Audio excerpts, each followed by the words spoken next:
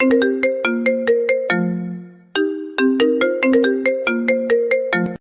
সাহস হলো কি করে কন্ট্রাক্ট পেপার ছিঁড়ে ফেলার? খুব সাহস বেড়ে গিয়েছে তোর, তাই না? ডানা গজিয়েছে তোর। কিছু সময়ের ব্যবধানে কাজের মেয়ে থেকে নিজেকে এই বাড়ির মালকিন ভাবতে শুরু করেছিস। তোকে আজ আমি মেরেই ফেলবো। বলে চুলের মুঠি ধরে টানতে টানতে ফুলে সজ্জিত বিছানা থেকে নামিয়ে নিয়ে এলো সদ্য বিবাহিত নববধূকে, তার স্বামী নামক নির্দয় ব্যক্তি। অঙ্কন ভাই, লাগছে আমার। মনে হচ্ছে মাথা থেকে সব চুল উপড়ে যাচ্ছে। মাথা ব্যথায় টনটন করছে। প্লিজ চুলের মুঠি ছাড়ুন অঙ্কন ভাই। খুব কষ্ট হচ্ছে আমার। দম বন্ধ হয়ে আসছে, বিশ্বাস করুন। আমি কোনো পেপার ছিঁড়িনি। আমি তো জানিও না আমাদের কন্ট্রাক্ট ম্যারেজ হয়েছে। গতকাল রাতে আপনি যখন আমার হাতে পেপার ধরিয়ে দিয়ে বলেছিলেন ঝটপট সাইন করে দিতে, ব্যাস আমি কিছু না পড়েই সাইন করে দিয়েছিলাম। তবে এখন বুঝেছি সেই পেপারটা কোনো সাধারণ পেপার ছিল না, ছিল আমাদের বিয়ের কন্ট্রাক্ট পেপার, যেখানে আমাদের সম্পর্কটাই একটা চুক্তির সম্পর্ক, ভিত্তিহীন, শুধুমাত্র কাগজের একটা সম্পর্ক টিকিয়ে রাখার জন্য আমি কেন কন্ট্রাক্ট পেপার ছিঁড়ে ফেলার দুঃসাহস দেখাতে যাব? দাদিমা যখন আমাকে আপনার রুমে নিয়ে আসে, তখন বড় বাবাকে আপনার রুম থেকে বের হতে দেখেছি আমি। তুই ঠিক কি মিন করছিস অজান্তা? তুই বলতে চাইছিস ড্যাড এই কাজ করেছে? দোহাই আপনার, বিশ্বাস করুন আমার কথা। আমি সত্যিই কিছু করিনি। একদম চুপ। আর একটা কথা বলবি তো একদম গুলি করে মাথার খুলি উড়িয়ে দিব। অঙ্কন চৌধুরীর বউ হওয়ার খুব শখ ছিল তোর, তাই না? তুই কি ভেবেছিলি একটা কাগজে নিজের নাম লিখে আর তিন কবুল বললেই তুই এই বাড়ির কাজের মেয়ে থেকে বাড়ির বউ হয়ে যাবি? মম ড্যাড সুইটহার্টের মতো আমার উপরও নিজের রাজত্ব দায়ের করতে পারবি? তোর এই আশা কখনো পূরণ হবে না অজান্তা।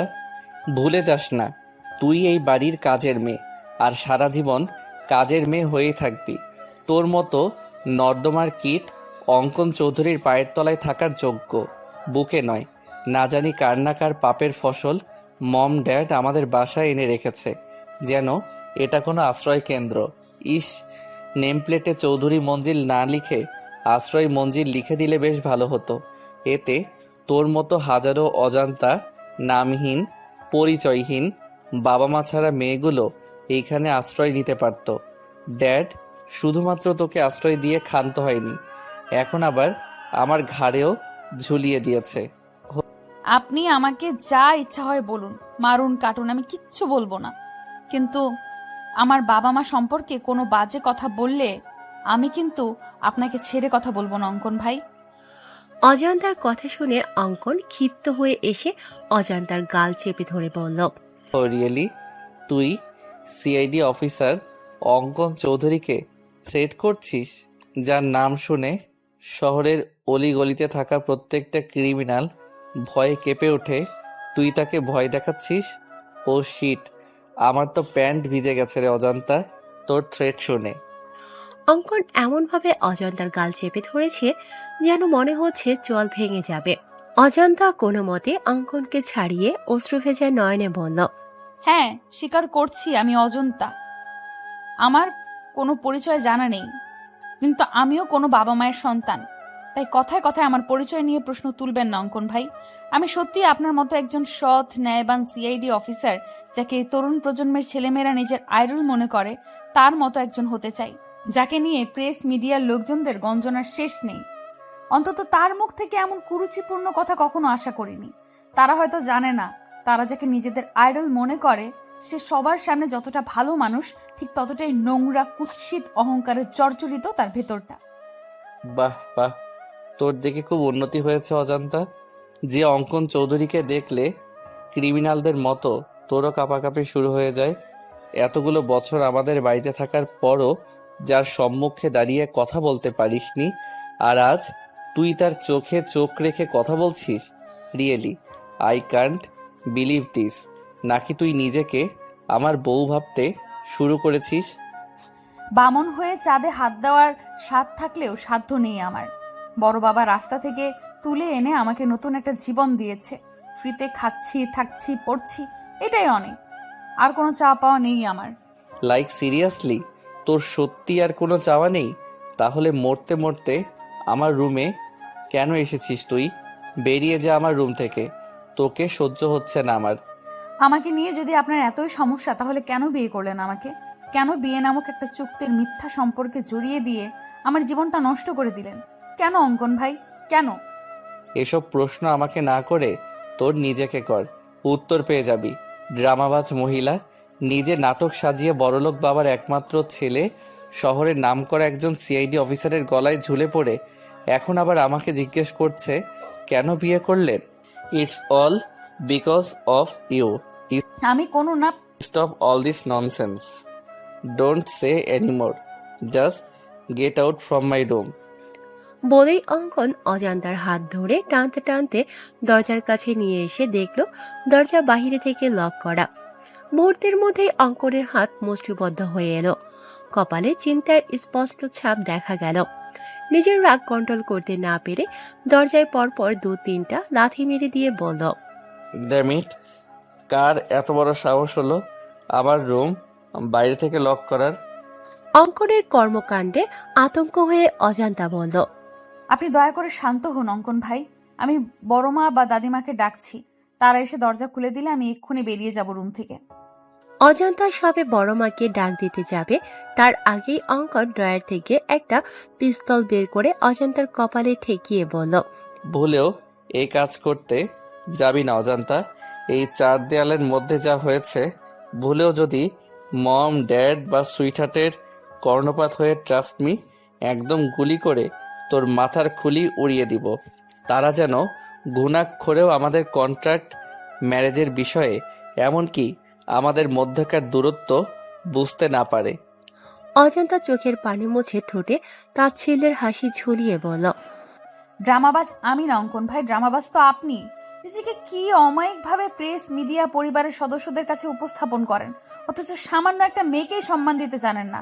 আবার বলছেন আপনি যেভাবে সবার সামনে ভালো মানুষ হয়ে থাকার নাটক করেন, ঠিক একইভাবে আমাকেও আপনার পরিবারের সদস্যদের সামনে সুখী কাপলের নাটক করতে। এসব নাটক আপনার সাথে যায় অঙ্কন ভাই, আমার মতো কাজের মেয়ের সাথে না। লিসেন, তোর ওই নন স্টপ বকবক শোনার টাইম বা ইচ্ছা কোনোটাই আমার নেই। তুই বিছানায় বসে আমার বিছানা নোংরা করে দিয়েছিস, এখন ঝটপট বেডশিট চেঞ্জ করে দিয়ে আমার চোখের সামনে থেকে সরে যা। অজান্তা বেডশিট চেঞ্জ করে দিয়ে বলল, আপনি নিজেই তো দেখলেন দরজা বাইরে থেকে লক করা, তাহলে আমি রুমের বাইরে যাব কিভাবে? আর কোথায় বা ঘুমাবো আমি? None of my business. বলে অঙ্কন লাইট অফ করে শুয়ে পড়ল। অজান্তা কি করবে বুঝতে না পেরে ঠাই সেখানে দাঁড়িয়ে রইল। ফজরের আজানের মিষ্টি ধ্বনি কর্ণপাত হতেই তন্দ্রা কেটে যাওয়ার সাথে সাথে আপনা আপনি দর্শনেন্দ্রিয় খুলে যায় অজান্তার। অজান্তার গাত্রে এখনো বিয়ের লাল বেনারসি জড়ানো রয়েছে। বিয়ে বাসরাত নিয়ে প্রত্যেকটা মেয়ের জীবনে নানা রকম জল্পনা কল্পনা থাকে। স্বামী নামক অপরিচিত ব্যক্তির জন্য মনের গহীনে কত শত স্বপ্নের জাল বোনা থাকে। সেরকমটা অজান্তারও ছিল, অথচ তার বাসরাতে স্বামীর বিছানার জায়গাটুকু মিলেনি। তার ব্যালকনিতে রাত্রি যাপন করতে হয়েছে। হয়তো তার ললাটে এমনটাই লেখা ছিল। সারা রাত গরম আর মশার কামড়ে একটুও ঘুম হয়নি অজান্তার। রাতে গহনাগুলো খুলে মেঝেতে রেখেছিল, সেগুলো মেঝে থেকে তুলে অঙ্কনের ড্রেসিং টেবিলের উপর খুব সতর্কতার সাথে রেখে অজান্তা পা টিপে টিপে ওয়াশরুমে চলে গেল। অজান্তা নামাজ পড়ার জন্য অজু করে এসে দেখে কোথাও জায়নামাজ নেই। পরক্ষণে অজান্তার চোখ পড়ে রাতে উঠিয়ে রাখা বেডশিটের ওপর। জায়নামাজ না পেয়ে অজান্তা বেডশিট বিছিয়ে ফজরের সালাত আদায় করে নেয়। অজান্তা নামাজ শেষ করে অগোছালো রুমটা পরিষ্কার করছে, এমন সময় দরজার বাহির থেকে আঞ্জুম আরা চৌধুরী গলা শুনতে পায়। দরজার অপর প্রান্ত থেকে আঞ্জুম আরা চৌধুরী বলছেন, সরি দাদু ভাই, আমি তোমাদের প্রাইভেসির জন্য বাইরে থেকে দরজা লক করে দিয়েছিলাম, যাতে তোমাদের বাসরাত আরো মধুময় হয়ে ওঠে, দুজন দুজনের মনের গহীনে পৌঁছে যেতে পারো। আই থিঙ্ক এতে তোমাদের উপকার হয়েছে। দরজা লক খুলে দেওয়া হয়েছে, ফ্রেশ হয়ে তাড়াতাড়ি নিচে এসো, সবাই অপেক্ষা করছে নবদম্পতির জন্য। দরজা খোলা পেয়ে অজান্তা নিজের রুমে চলে আসে চেঞ্জ করার জন্য। অজান্তা একটা চুড়িদার নিয়ে ওয়াশরুমে যাবে, এমন সময় নাতাশা চৌধুরী এসে বলল, অজান্তা, তুই এই রুমে কেন? তুই জানিস না বিয়ে হবার সাথে সাথে পরের ঘর নিজের ঘর হয়ে যায়? গতকাল থেকে বাবুর রুম তোরও রুম হয়ে গেছে। এখন থেকে তুই বাবুর রুমে থাকবি। আমি বাবুর রুমে গিয়ে দেখি বাবু ঘুমিয়ে আছে, কিন্তু কোথাও তোকে না পেয়ে আমার এখানে আসতে হলো। আসলে বড় মা, আমি অঙ্কন ভাইয়ের রুমেই ছিলাম, কিন্তু আমার কাপড় চোপড় সব কিছু এই রুমে রয়েছে, তাই চেঞ্জ করার জন্য এসেছি। আমি এক্ষুনি শাড়ি চেঞ্জ করে চুড়িদার পরিধান করে আসছি। তোকে শাড়িতে অনেক সুন্দর লাগছে অজান্তা, আমি তোর জন্য শাড়ি নিয়ে এসেছি। এখন কথা না বাড়িয়ে তাড়াতাড়ি শাওয়ার নিয়ে এই শাড়ি আর গতকাল তোর বড় বাবা যে গহনাগুলো তোকে দিয়েছে সেগুলো পরে নিচে আয়। ঠিক আছে বড় মা, তবে তোমার অসুস্থ শরীর, তুমি আবার কিচেনে যেও না কিন্তু। আমি চেঞ্জ করে এসে সবার জন্য নাস্তা রেডি করছি। তাছাড়া বেলি তো আছেই, ও আমাকে হাতে হাতে সাহায্য করবে। তুমি একদম আগুনের কাছে যাবে না বড় মা। নাতাশা চৌধুরী অজান্তাকে নিজের বুকে টেনে নিয়ে বলল, পাগলি মেয়েটা কত ভাবে আমার জন্য, এজন্যই আমি আর ইমতিয়াজ তোকে সারা জীবন আমাদের সংসারে রাখার লোভ সামলাতে পারিনি। এখন যা তো, ঝটপট রেডি হয়ে নিচে আয়। নাতাশা চৌধুরী বেরিয়ে গেল। অজান্তা তার দেওয়া প্যাকেট খুলে দেখে একটা কালো আর ব্লু কালারের জামদানি, 2টা শাড়ি রয়েছে, তার সাথে প্রয়োজনীয় সবকিছু। অজান্তার দেরি না করে তাড়াতাড়ি রেডি হয়ে নিচে যাবে। এমন সময় মনে পড়ে বড়মা তো গহনা নিতে বলেছিল, কিন্তু আমি তো ভুলক্রমে গহনাগুলো অঙ্কন ভাইয়ার রুমে রেখে এসেছি। এখন তার রুমে গেলে যদি আবার রাতের মতো বকাঝকা করে, যদি বন্দুক নিয়ে তেড়ে এসে তার বিখ্যাত ডায়লগ দিয়ে বলে, অজান্তা তুই আবার আমার রুমে এসেছিস কেন, এক্ষুনি বের হয়ে যা আমার রুম থেকে, অন্যথায় একদম গুলি করে তোর মাথার খুলি উড়িয়ে দেব, তখন কি জবাব দেব আমি? পরক্ষণেই মনে হলো এই টাইমে অঙ্কন ভাই জগিং করতে বের হয়, নিশ্চয় আজও তার ব্যতিক্রম হয়নি। আমি নিশ্চিন্তে গিয়ে আমার গহনাগুলো নিয়ে আসতে পারবো। এক বুক আশার সঞ্চার করে অজান্তা অঙ্কনের রুমের দিকে পা বাড়ালো। ফোন ভাইব্রেটের শব্দে ঘুম ভেঙে গেল অঙ্কনের।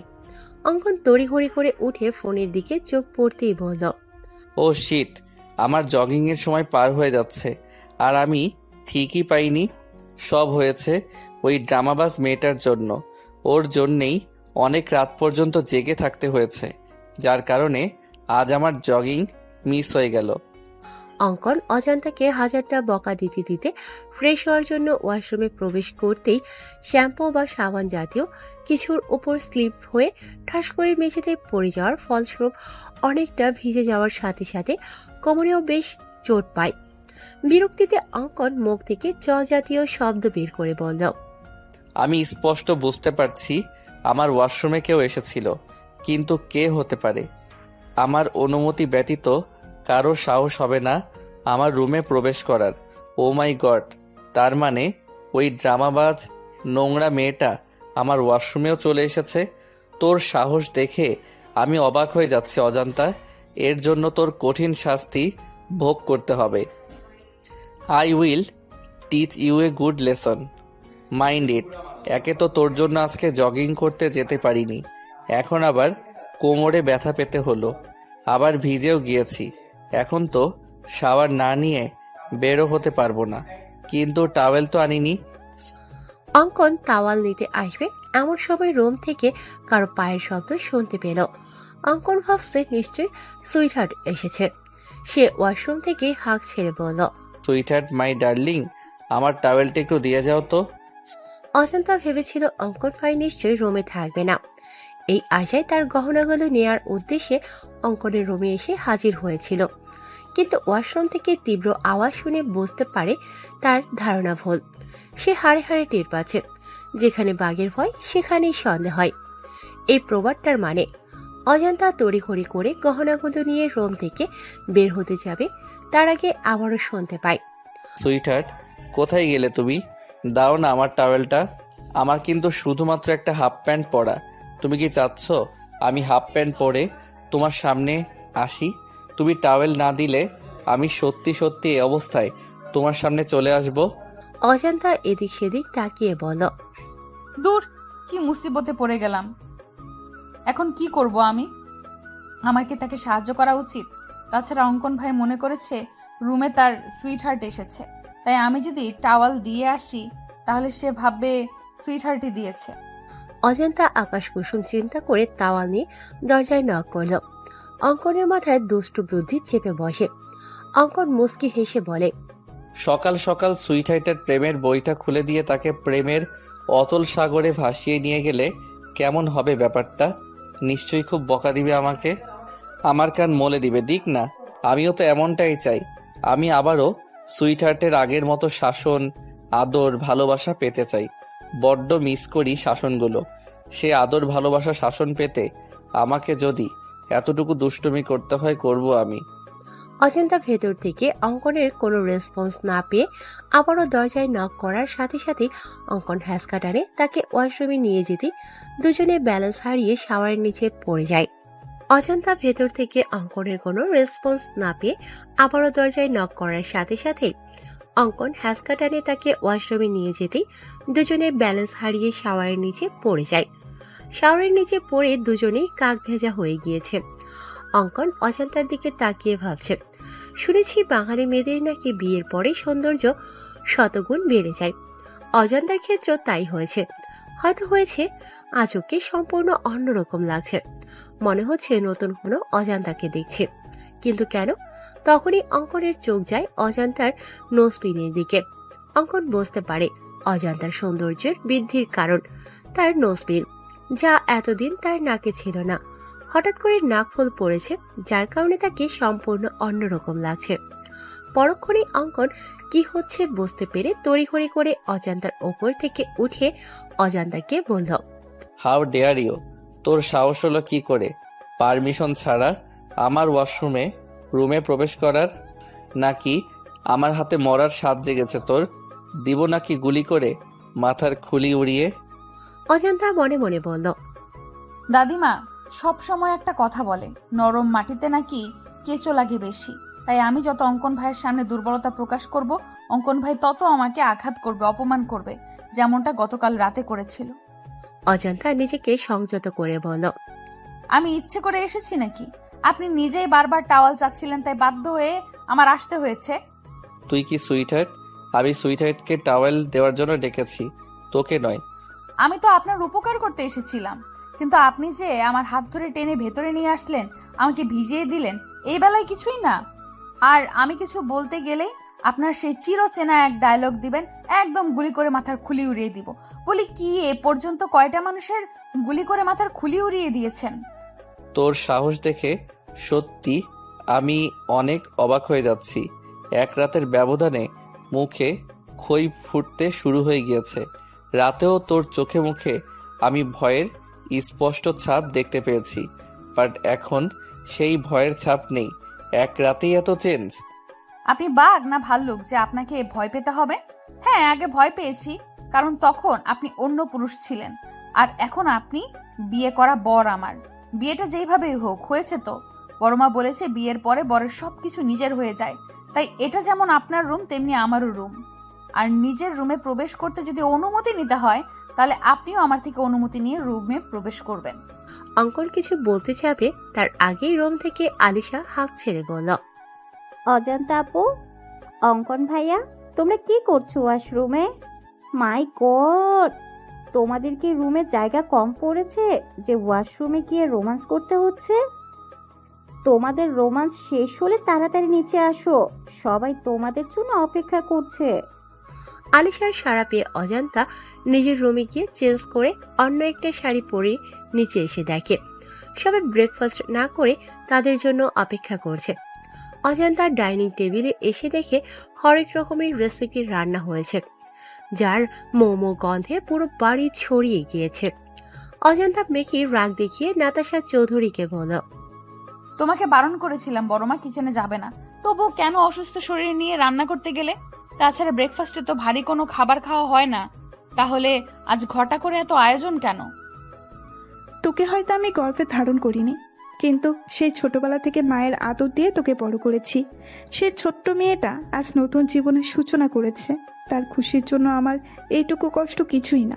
সাধারণত বিয়েতে কত বড় আয়োজন করা হয়, আমরা তো সেই ধরনের কিছুই করিনি, তাই নিজের সামান্য কিছু ট্রাই করেছি। অবশ্য আমি একা করিনি, আলিশা বেবিও সাহায্য করেছে আমাকে। অজান্তা নাতাশা চৌধুরীকে জড়িয়ে ধরে বলল, তোমাকে জড়িয়ে ধরলে কেন আমি মায়ের ফিল, আমার মায়ের গন্ধ পাই বড়মা? কেন মনে হয় তুমি আমার গর্ভধারিণী মা? তুই আমার নিচের পেটের মেয়ে, তাই হয়েছে। শান্তি, এবার কথা না বাড়িয়ে তাড়াতাড়ি খেতে বস, আমি তোদের তিনজনকেই নিজের হাতে খাইয়ে দিব, কিন্তু বাবু এখনো আসছে না কেন? মম, ওই যে দেখো ভাইয়া চলে এসেছে। এখন তাড়াতাড়ি খেতে দাও তো, খুব খিদে পেয়েছে। ব্রেকফাস্টে আজ এত এত খাবার খেতে পারবো কখনো ভাবিনি। এইসব কিছু হয়েছে অজান্তা আপুর জন্য। ধন্যবাদ আপু। হয়েছে, আর এত ধন্যবাদ দিতে হবে না। অঙ্কন চেয়ার টেনে আর চোখে অজান্তার দিকে তাকিয়ে বলল, সকাল সকাল ড্রামা শুরু করে দিয়েছে, ড্রামাবাজ মহিলা একটা। অঙ্কন বসা মাত্রই আঞ্জুমারা চৌধুরী অঙ্কনকে ফিস ফিস করে বলল, হোয়াট হ্যাপেন দাদু ভাই? সকাল সকাল দুজনেরই চুল ভেজা, দাল মে কুছ কালা হ্যায়। অঙ্কন মাথা চুলকাতে চুলকাতে বলল, তুমি যেরকম ভাবছো সেরকম কিছুই হয়নি সুইটহার্ট। এরকম দিন আমিও পার করে এসেছি দাদু ভাই। চুলে পাক এমনি এমনি ধরেনি। বিয়ের পরের কয়েকটা মাস হচ্ছে মধু মাস। মধু রাজা তার মধুরানীর থেকে মধু সংগ্রহ করবে, এটাই স্বাভাবিক। এতে এত লজ্জা পাওয়ার কি আছে? অঙ্কন প্রসঙ্গ পরিবর্তন করতে বলল, মম কোথায় সুইটহার্ট? তাড়াতাড়ি ব্রেকফাস্ট দিতে বলো তো, আমার একটু তাড়া আছে, বেরোতে হবে আমাকে। বিয়ের পরের দিনই নতুন বউ ছেড়ে কোথায় যাবে দাদু ভাই? ইনভেস্টিগেশনে যেতে হবে সুইটহার্ট। তুমি তো ছুটিতে রয়েছো, তাহলে আবার ইনভেস্টিগেশনে কেন? নতুন নতুন বিয়ে করছো, কোথায় বউকে একটু সময় দিবা, আদর আহ্লাদ করবা, তা নয়তো সেই ছুটছো ইনভেস্টিগেশনে। অন্য অফিসার তো আছে, তারা ঠিক সামলে নিবে। তোমাকে আজ কোথাও যেতে হবে না। গ্রাম থেকে কিছু মেহমান আসবে, বিকালে ছোটখাটো প্রভাতের অনুষ্ঠানের আয়োজন করা হয়েছে। তুমি কোথাও যাচ্ছ না, বাস। এমনটা হয় না সুইটহার্ট, থানায় 4টা মিসিং ডায়েরি এসেছে বাচ্চা নিখোঁজ হওয়ার, যার ইনভেস্টিগেশনের সম্পূর্ণ দায়িত্ব পড়েছে আমাদের সিআইডি টিমের উপর। আর ডিপার্টমেন্টের আমি একজন সিনিয়র সিআইডি অফিসার হয়ে হাত পা গুটিয়ে বাড়ি বসে থাকতে পারি না সুইটহার্ট। একটার পর একটা বাচ্চা নিখোঁজ হচ্ছে এতিমখানা থেকে, আর আমাদের সন্দেহ এতিমখানার সাথে জড়িত কেউ এই কাজ করেছে। হয়তো সে বাচ্চা পাচারকারীদের সাথেও জড়িত। তাই আরও বাচ্চা মিসিং হওয়ার আগেই আমাদের অপরাধীদের ধরতে হবে। নাতাশা চৌধুরী কিচেন থেকে পায়েসের বাটি নিয়ে আসছিল ডাইনিং এর দিকে। এমন সময় এতিমখানার কথা শুনে অঙ্কনকে জিজ্ঞাসা করলো, কোথায় যাবি বাবু? তুই না ছুটি নিলি? কুসুমপুর এতিমখানায় মম। কুসুমপুর এতিমখানার কথা শুনে নাতাশা চৌধুরীর হাত থেকে পায়েসের বাটির নিচে পড়ে বাটিতে থাকা পায়েস মেঝেতে ছড়িয়ে ছিটিয়ে যায়। তুমি শুধু শুধু টেনশন করছো বৌমা। তুমি যেরকম ভাবছো সেরকম কিছুই হবে না। দেখো আম্মা, কুসুমপুর এতিমখানায় গিয়ে যদি বাবুর অতীত তার সামনে চলে আসে, বাবু যদি ওর নিজের সম্পর্কের সবটা জেনে যায়, আর যদি আমাদের ভুল বুঝে দূরে সরে যায়, তখন কি নিয়ে বাঁচবো আমি? তুমি অযথা টেনশন করছো। তাছাড়া তুমি কোনো অন্যায় তো করোনি। তোমার প্রয়োজন ছিল একটা সন্তানের, আর দাদু ভাইয়ের প্রয়োজন ছিল একটা পরিবার, মা বাবা। দাদু ভাই একটা পরিবার পেয়েছে, তুমি পেয়েছো একটা সন্তান। যদিও তুমি দীর্ঘ 8 বছর পরে একটা মৃত সন্তান জন্ম দিতে সক্ষম হয়েছিলে, কিন্তু সে তো আর পৃথিবীর আলো দেখতে পারেনি। না না আম্মা, আমি মৃত সন্তান জন্ম দেইনি। যদিও চেক আপ করে আমাকে বলা হয়েছিল আমার ছেলে সন্তান হবে, কিন্তু আমার স্পষ্ট মনে আছে যখন আমার জ্ঞান ছিল আমি কন্যা সন্তানের কান্নার আওয়াজ পেয়েছিলাম। অর্থাৎ আমি কন্যা সন্তানের জন্ম দিয়েছিলাম, কিন্তু যখন আমার জ্ঞান ফিরে আসে নার্স আমার কাছে একটা মৃত ছেলে সন্তান দেয় আর বলে আমি মৃত সন্তান জন্ম দিয়েছি। আমি আগেও আপনাদের বলেছি আম্মা, কিন্তু আপনারা কেউ আমার কথা বিশ্বাস করেননি। উল্টো আমাকে সন্তান হারানোর বেদনায় মানসিক রোগী বলেছেন। বিশ্বাস করেন আম্মা, আমার সত্যিই মেয়ে হয়েছিল, কিন্তু জানি না কার নজর লেগেছিল আমার মেয়ের উপর, আমার পরিবারের উপর। তারা আমার মেয়েকে সরিয়ে তার জায়গায় একটা মৃত ছেলে সন্তান দিয়ে দিল। আর ইমতিয়াজও ভেবেছিল আমি হয়তো 8 বছর পর কোনো মৃত সন্তান মেনে নিতে পারিনি, তাই উল্টাপাল্টা বকেছি, যার কারণে ইমতিয়াজও আমার মেয়েটার কোনো খোঁজ করেনি। বলে কান্নায় ভেঙে পড়লেন নাতাশা চৌধুরী। এখন আর এসব বলে কি লাভ বৌমা? যা হবার হয়েছে। এখন বেশি না বকে তুমি একটু বিশ্রাম নাও। অঙ্কন আর তার টিমের সদস্যরা 5 মিনিট আগে কুসুমপুর এতিমখানায় এসে পৌঁছেছে। এতিমখানায় প্রায় 300-400 বাচ্চা রয়েছে, যার পরিচালনার দায়িত্ব নিয়েছেন স্থানীয় এলাকার চেয়ারম্যান রওনক হোসেন, এবং তার সাথে কিছু ফাউন্ডেশন যুক্ত রয়েছে, যা থেকে এতিমখানার বাচ্চাদের জন্য বিভিন্ন অনুদান আর্থিক সহায়তা প্রদান করা হয়। একে একে যখন 4টা বাচ্চা নিখোঁজ হয়ে যায় তখন রওনক হোসেন নিজে থানায় গিয়ে মিসিং ডায়েরি করে আসে। অঙ্কন এসে রওনক হোসেনকে জিজ্ঞাসা করল, আচ্ছা চেয়ারম্যান সাহেব, এসব হলো কিভাবে? 4টা বাচ্চা কি একসাথে নিখোঁজ হয়েছে নাকি আলাদা আলাদাভাবে? স্যার, আমি চেয়ারম্যান মানুষ, আমার নানান কাজে ব্যস্ত থাকতে হয়। আমি শুধুমাত্র এতিমখানা পরিচালনা করি, কিন্তু বাচ্চাদের দেখাশোনা করতে রহমত চাচাকে অনেক বিশ্বস্ত একজন লোক। অনেক আগে থেকে এখানে রয়েছে, অর্থাৎ আমার আগে এতিমখানা পরিচালনা করতো আমার বাবা। রহমত চাচা তখন থেকেই এখানে রয়েছে। 2 দিন আগে রহমত চাচা আমাকে ফোন করে বলে যে রাব্বি নামের একটা ছেলেকে অনেকক্ষণ যাবৎ দেখতে পাচ্ছে না। পরে নাকি বেলা জানায় সকাল 10টা নাগাদ রাব্বির দুঃসম্পর্কের কোনো মামা এসে রাব্বিকে নিয়ে গিয়েছে, তবে বিকালের মধ্যে এসে রাব্বিকে আবার দিয়ে যাবে। কিন্তু রাব্বি আর ফিরে আসেনি। বিকাল করে সন্ধ্যা হয়ে যায়, কিন্তু আর যখন সবাই রাব্বিকে খুঁজতে ব্যস্ত হয়ে পড়ে তখন আলিফ নামের ছেলেটা নিখোঁজ হয়ে যায়। 1 মিনিট চেয়ারম্যান সাহেব, এই বেলাকে? অঙ্কনের কথা শুনে পাশ থেকে একটা মধ্যবয়সী মহিলা বলে উঠল, আমি করছি সাহেব। এই বেলা 1 নাম্বারের কুটনি বেডি, একজনের কথা অন্যজনের কাছে লাগানোর কাজ। বেয়াদব একটা মহিলা, ওর মতি কোনো শিক্ষে দিকে নাই, আছে খালি কুটনামি ওনার গুণ। ওর ওই কুটনামির জন্যে ওর বর ওরে তালাক দিছে, তাই এখন এই এতিমখানায় এসে উঠিছে। এতিমখানায় রান্ধার কাম করে ওই কুটনি বেডি। আমার মনে হচ্ছে ওই কুটনি বেডি নিশ্চয়ই এই কাজের লগে জড়িত আছে। ওই বেডি এই ফুলের মতন বাচ্চাগুলান রে গায়েব করিছে। কিন্তু তুমি কে? আমি রেশমি সাহেব। আমি আগে এই এতিমখানার রান্ধার কাম করতাম, কিন্তু ওই বেলা কুটনি উড়ে এসে জুড়ে বইছে। কে কুটনি আর কে শুটনি সেইটা আমরা ঠিকই বের করে নিব। তোমরা এইটা বলো যে এই কুটনি এই বেলা কে কোথায় পাবো? চেয়ারম্যান সাহেব বলল, স্যার, ওই বেলা ওইখানেই থাকে, তবে আজ সকাল থেকে ওকে কোথাও দেখতে পাচ্ছি না। আমি কইছিলাম না সাহেব, ওই কুটনি বেলা এর সাথে জড়িত। আপনারা আসবেন জানতে পারে হয়তো কোন হানে ঘামটি মেরে বসে আছে। আপনি খালি একবার আমারে হুকুম দেন সাহেব, আমি ওই কুটনির চুলের মুঠি ধরে টাইনে নিয়ে আসবানি। তাহলে তো তুমি নিশ্চয়ই জানো বেলা কোথায় গিয়েছে। এখন ঝটপট বলে দাও বেলা কোথায়। রেশমি আমতা আমতা করে বলল, না না সাহেব, আমি কিছু জানি না। ওই রাগের বশে এত কিছু করে ফেলেছি সাহেব। বুঝতে পেরেছি, বেলার প্রতি অনেক ক্ষোভ জমে আছে তোমার। আমারে চোর অপবাদ দিয়ে বেলা আমার জায়গা দখল করেছে সাহেব। ক্ষোভ তো থাকারই কথাই, তবে আমি সত্যিই জানি না এই বেলা কুটনি কনে গিয়ে মরিছে। ঠিক আছে, সমস্যা নেই, আমরা ঠিক জেনে নিব। রেশমি ফিস ফিস করে বলল, ওই বেলা কুটনি যেই হানেই যাক ওর মুখে যেন ঠাডা পড়ে, ওরা যেন কাল নাগিনী সবল দিয়ে মারে, শয়তান বেডি। রেশমি যদিও ফিস ফিস করে কথাগুলো বলেছেন, তবুও অঙ্কনের কান পর্যন্ত ঠিক পৌঁছে গেছে। অঙ্কন মুস্কি হেসে রেশমির ভাষা ফলো করে বলল, বেডি মাইন্সের শত্রু। আজ বিকেলে ছোটখাটো বৌভাতের অনুষ্ঠানের আয়োজন করার কথা ছিল, কিন্তু অঙ্কন না থাকায় অনুষ্ঠান ক্যান্সেল করা হয়েছে। অজান্তা অঙ্কনের ব্যালকনিতে দাঁড়িয়ে রয়েছে।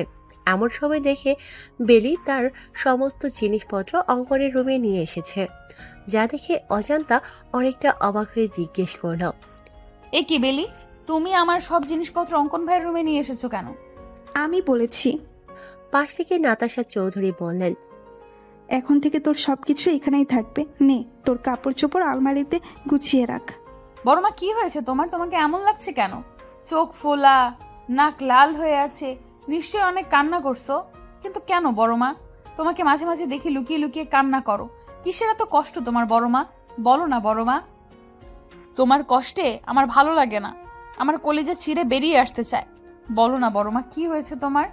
নাতাশা চৌধুরী কোনো কথার উত্তর না দিয়ে চুপচাপ রুম থেকে বেরিয়ে আসে। অজান্তা চোখের পানি মুছে তার কাপড় চোপড় আলমারিতে গুছিয়ে রাখছে। এমন সময় একটা ছবির দিকে চোখ পড়তে থমকে যায় অজান্তা ছবিটা হাতে নিয়ে বলে, আরে এইটা তো আমার নিজেরই ছবি। অজান্তা ভালো করে লক্ষ্য করে দেখে শুধু একটা না, হাজারটা ছবি, যেগুলো দেখে বোঝা যাচ্ছে ছবিগুলো লুকিয়ে তোলা হয়েছে। অজান্তা ভাবছে, অঙ্কন ভাইয়ের আলমারিতে আমার ছবি, তাও আবার লুকিয়ে রাখা হয়েছে। কিন্তু কেন? অঙ্কন ভাই তোমার নিজের ছেলে না, তার সাথে তোমার রক্তের কোনো সম্পর্ক নেই, তাই না বড় মা? কি সব আবল তাবল বকছিস অজন্তা? বাবু আমার নিজের ছেলে, তোকে এসব কথা কে বলছে? এই কাগজটা জানো এটা কিসের কাগজ? জন্ম নিবন্ধনের কাগজ, যেখানে অঙ্কন ভাইয়ের নামের জায়গায় অঙ্কন চৌধুরী নয়, অঙ্কন তালুকদার দেওয়া। আর বাবা তুহিন তালুকদার আর মা নাজমা তালুকদার। আজ যখন তুমি আর দাদিমা গল্প করছিলে তখন সবটা শুনেছি আমি। তখনই আমার মনে সন্দেহ জাগে। আর এই লকারের সমস্ত জিনিস অঙ্কন ভাইয়ের, সেটা আমি আগে থেকেই জানতাম। তাই তুমি যখন ঘুমিয়েছিলে আমি লুকিয়ে তোমার থেকে চাবি নিয়ে এই তালাবদ্ধ ঘরে এসেছিলাম। ব্যাস এইখানে এসে দুধ কা দুধ পানি কা পানি হয়ে গেল। আমার সমস্ত সন্দেহ দূর হয়ে গেল। এরপরও তুমি নিশ্চয়ই বলবে না যে অঙ্কন ভাই তোমার নিজের ছেলে?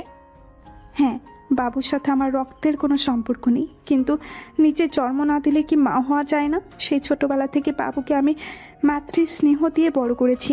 আমি ভাবতেও পারি না বাবু আমার রক্ত নয়। কিন্তু তুমি বড় বাবা চাইলেই তো অঙ্কন ভাইকে দত্তক নিতে পারতে। তোর বড় বাবার সাথে আমার রিলেশন করে বিয়ে হয়, যা তোর দাদু মানলেও দাদিমা মেনে নিতে পারেনি। পরে সে সত্য দেয় আমি যদি বিয়ের বছরেই তার বংশের প্রদীপ জ্বালাতে পারি তাহলে সে আমাকে মেনে নিবে। আমাকে ছেলে সন্তানের জন্ম দিতে হবে, কিন্তু 7 বছর চেষ্টার পরেও কোনো সন্তানের মুখ দেখতে পারিনি আমি। কত ডক্টর কবিরাজ দেখিয়েছি, কিন্তু দিন শেষে শূন্য হাতে ফিরেছি। অবশেষে 8ম বছরে আল্লাহ আমার দিকে মুখ তুলে চান। আমি কনসিভ করি, কিন্তু প্রচণ্ড অসুস্থ হয়ে পড়ি। সম্পূর্ণ বেড রেস্টে থাকতে হয়েছিল। যেদিন আমার ডেলিভারি ডেট ছিল সেদিন হঠাৎ ইমতিয়াজের জরুরি একটা কাজ পড়ে যায়। অবশ্য ইমতিয়াজ যেতে চায়নি, আমি আমার উপর ভরসা করে ইমতিয়াজকে জোর করে পাঠিয়েছিলাম। এটুকু বলেই থামলেন নাতাশা চৌধুরী। তারপর কি হলো বড় মা? আমাকে ওটিতে নেওয়া হলো। আমার মেয়ে হয়েছিল, কিন্তু আমাকে বলা হয়েছিল আমার ছেলে সন্তান হয়েছে, তবে জীবিত নয়, মৃত সন্তান।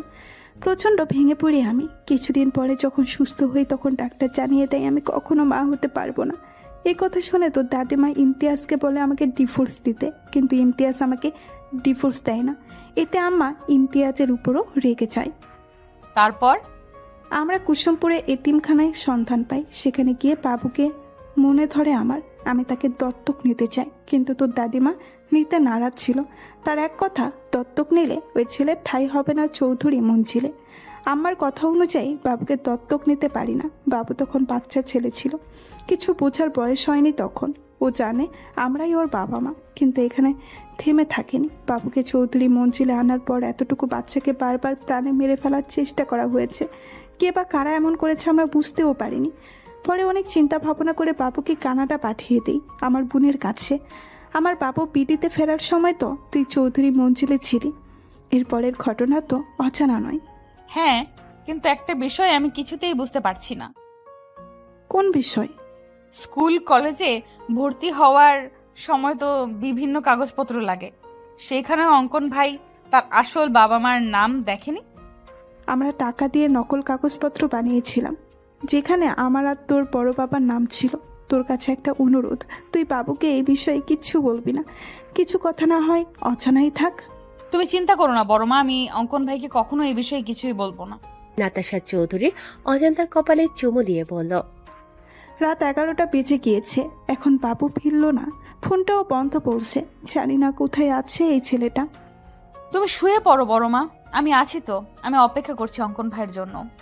ঠিক আছে, তুই খেয়ে নে, আর বাবু আসলে খাবার দিস। হ্যাঁ রে বাবা, দিব। তুমি যাও, নিশ্চিন্তে ঘুমিয়ে পড়ো। আচ্ছা, যাচ্ছি আমি। অজান্তা না খেয়ে ডাইনিং টেবিলে রাখা খাবার গুছিয়ে ফ্রিজে রেখে এসে সোফায় বসে অঙ্কনের জন্য অপেক্ষা করতে লাগলো। অপেক্ষা করতে করতে সবে অজান্তার চোখ লেগে এসেছে।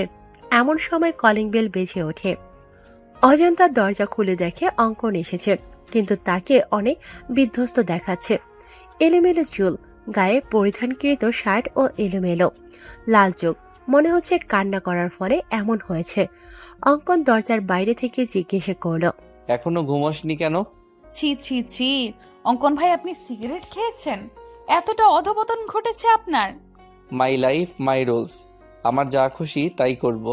তোর কোনো প্রবলেম আছে? আর তোর প্রবলেম থাকলেও আমার কিছু যায় আসে না। বলে অজান্তাকে ধাক্কা দিয়ে সরিয়ে নিজের রুমে চলে যায় অঙ্কন।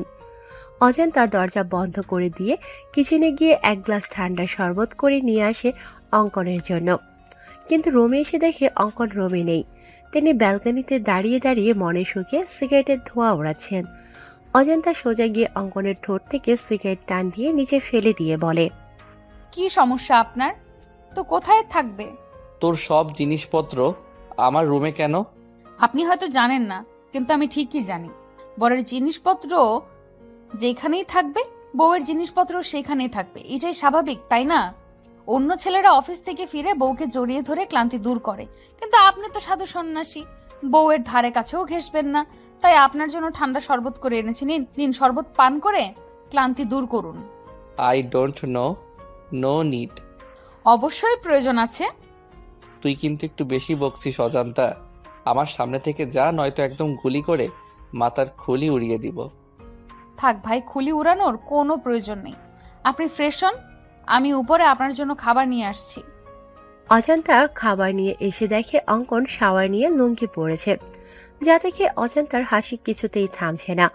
অজান্তাকে হাসতে দেখে অঙ্কন ধমক দিয়ে বলল, ফ্রিতে সার্কাস দেখেছিস নাকি? আপনি লুঙ্গি পরেছেন? আগে তো কখন আপনাকে লুঙ্গি পরতে দেখিনি। অজান্তা অঙ্কনকে খাবার দিয়ে সেখানেই দাঁড়িয়ে রয়েছে। সেও রাতে খায়নি, মনে হচ্ছে পেটের মধ্যে ক্ষুধায় হরতাল শুরু করে দিয়েছে।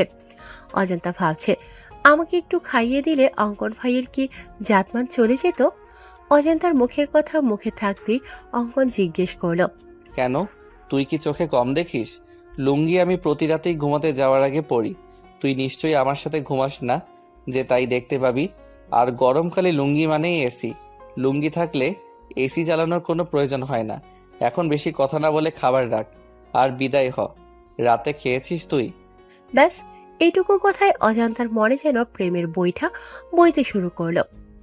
অজান্তা অনেকটা অভিমানে সুরে বলল, আমার ক্ষুধা নেই। আমি জিজ্ঞেস করেছি খেয়েছিল কিনা, ক্ষুধা আছে কি নেই এটা জিজ্ঞেস করিনি।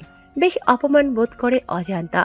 অজান্তা ভাবছে রুম থেকে বেরিয়ে যাবে, কিন্তু তার আগেই অজান্তাকে অবাক করে দিয়ে অঙ্কন এক লোকমা খাবার অজান্তার মুখের সামনে তুলে ধরে, যা দেখে খুশিতে অজান্তার চোখে পানি চলে আসে। অজান্তা আবেগে আপ্লুত হয়ে জিজ্ঞেস করে, আমাকে ভালোবাসেন অঙ্কন ভাই? দেখতে দেখতে কেটে গেল কয়েকদিন। কেসের ইনভেস্টিগেশন চলছে, কিন্তু কাঙ্ক্ষিত কোনো তথ্য বা প্রমাণ এখনো পাওয়া যায়নি। অঙ্কন এতিমখানার সব বাচ্চাদের চকলেট দিয়ে তাদের মনোরঞ্জন করার পর তাদের জিজ্ঞাসা করছে তারা কিছু জানে বা দেখেছে কিনা। এমন সময় অঙ্কনের ফোন বেজে উঠল। অঙ্কন কল রিসিভ করে বলল, হ্যাঁ ঈশান বলো, ওই দিকের কি খবর, কিছু জানতে পেরেছো কি? হ্যাঁ স্যার, এতিমখানা থেকে 3 কিলো দূরে একটা জঙ্গল রয়েছে। ওই জঙ্গলে বেলা নামের মহিলাটার লাশ পাওয়া গেছে। আমরা আশেপাশে লোকদের ছবি দেখে জিজ্ঞেস করেছি, তারা নিশ্চিত করেছে এটা বেলার লাশ। মনে হচ্ছে মাথায় আঘাতের ফলে এর মৃত্যু হয়েছে। কিভাবে মৃত্যু হয়েছে সেটা তো ফরেনসিক রিপোর্ট এলে জানা যাবে। তুমি এক কাজ করো, লাশটাকে ফরেনসিক ল্যাবে পাঠিয়ে দাও। জি স্যার, আমি এক্ষুনি পাঠিয়ে দিচ্ছি। তবে স্যার, একটা বিষয় আমার মাথায় কিছুতেই ঢুকছে না। আমরা তো বেলাকেই সন্দেহ করেছিলাম, আর আশ্চর্যজনকভাবে সেই বেলাই খুন হয়ে গেল। কিন্তু কেন? বেলা নিশ্চয়ই এমন কিছু জানতে পেরেছিল বা দেখেছিল যা খুনির জন্য কাল হয়ে দাঁড়িয়েছিল। ব্যাস, তারা পথের কাঁটা সরিয়ে দিয়েছে। এই বেলা বেঁচে থাকলে আমাদেরকে অনেক তথ্য দিয়ে সহায়তা করতে পারত, কিন্তু কোনো ব্যাপার না। এই বেলায় আমাদের পৌঁছে দিবে আসল অপরাধী পর্যন্ত। তুমি ফরেনসিক ল্যাবে চলে যাও, আমিও আসছি। ঠিক আছে স্যার। হ্যাঁ, উক্টর রবিন কিছু জানতে পারলেন? হ্যাঁ অঙ্কন, আনুমানিক 4 ঘন্টা আগে বেলা মারা গিয়েছে। তবে এই বেলার মৃত্যু আঘাতের ফলে হয়নি। তাহলে কিভাবে হয়েছে? বিষের কারণে। বেলাকে বিষ দিয়ে মারা হয়েছে। এই দেখো, ওর ঠোঁট গলা কেমন নীল হয়ে গিয়েছে। আমি হয়তো খুনিকে এটা বলতে পারবো না, কিন্তু বেলাকে বিষ কে দিয়েছে সেটা বলতে পারবো। ডক্টর রবিনের কথা শুনে ঈশান বলল, কিভাবে স্যার? এই যে এই পানির বোতলটা, যেটা বেলার লাশের কাছে পড়েছিল, আমি এই বোতলে দুজনের ফিঙ্গারপ্রিন্ট পেয়েছি। যার একটা বেলার ফিঙ্গারপ্রিন্টের সাথে ম্যাচ করছে। আরেকটা ফিঙ্গারপ্রিন্ট হচ্ছে সেই ব্যক্তি যে বেলাকে এই বিষ দেওয়া পানি খেতে দিয়েছিল। অঙ্কন বলল, এবার আমার কাছে বিষয়টা একদম পানির মতো পরিষ্কার হয়ে গেল। মানে কেউ বেলাকে জঙ্গলে ডাকে, এরপর বেলা যখন জঙ্গলে যায় তখন কেউ বেলাকে পেছন থেকে মাথায় ভারী কিছু দিয়ে বাজেভাবে আঘাত করে। বেলা মৃত্যু যন্ত্রণায় ছটফট করতে থাকে। তার পানির তেষ্টা পায়। শেষবারের মতো হয়তো পানি খেতে চেয়েছিল, আর তখনই কেউ বেলাকে এই বিষ মিশ্রিত পানির বোতল দেয়, আর যার ফলে বেলার মৃত্যু ঘটে। একদম ঠিক বলেছ অঙ্কন, বেলার সাথে এমনটাই হয়েছে। ফিঙ্গারপ্রিন্ট যখন পাওয়া গিয়েছে, খুনিকেও খুব সহজে আমরা ধরে ফেলবো। কাল সকালে আবারও আমাদের কুসুমপুর এতিমখানায় যেতে হবে। ওই এতিমখানাতেই লুকিয়ে রয়েছে সব রহস্যের সমাধান। অফিসের কাজ শেষ করে বাড়ি ফেরার সময় অঙ্কন দেখল একজন ঝালমুড়ি বিক্রেতা ঝালমুড়ি বিক্রি করছে। অঙ্কন ভাবল ড্রামাবাজ মেয়েটা ঝালমুড়ি খুব পছন্দ করে। ঝালমুড়ি পেলে যেন দিন দুনিয়া সব ভুলে যায়। কি সব অখাদ্য গিলে মেয়েটা! সব অখাদ্য খাওয়ার ফলে শরীরের এই অবস্থা।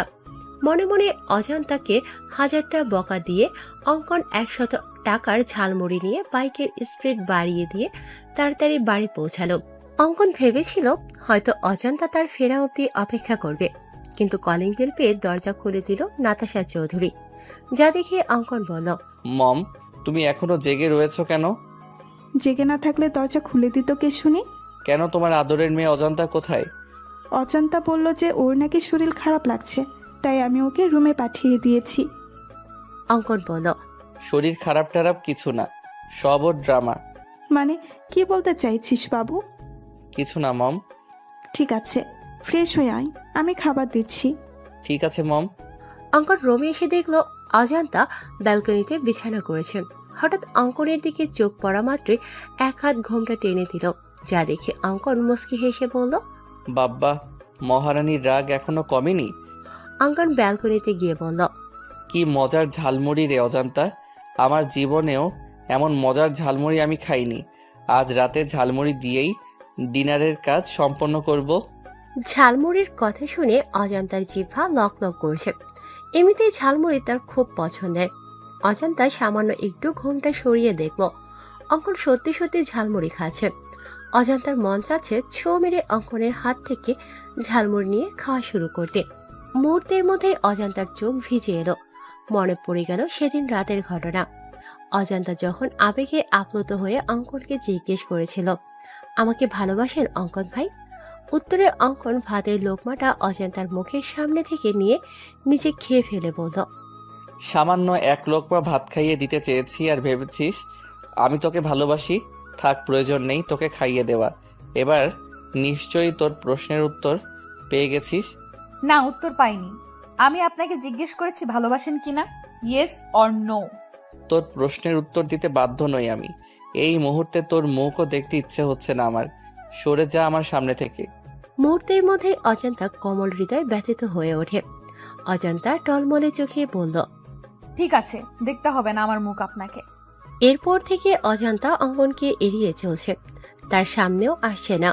ভুলবশত চোখাচোখি হয়ে গেলে তৎক্ষণাৎ ঘোমটার আড়ালে নিজেকে লুকিয়ে রাখছে। পুরনো কথা মনে করে ঘোমটার আড়ালে চোখের পানি মুছে নিল অজান্তা, যা অঙ্কনের চোখ এড়ালো না।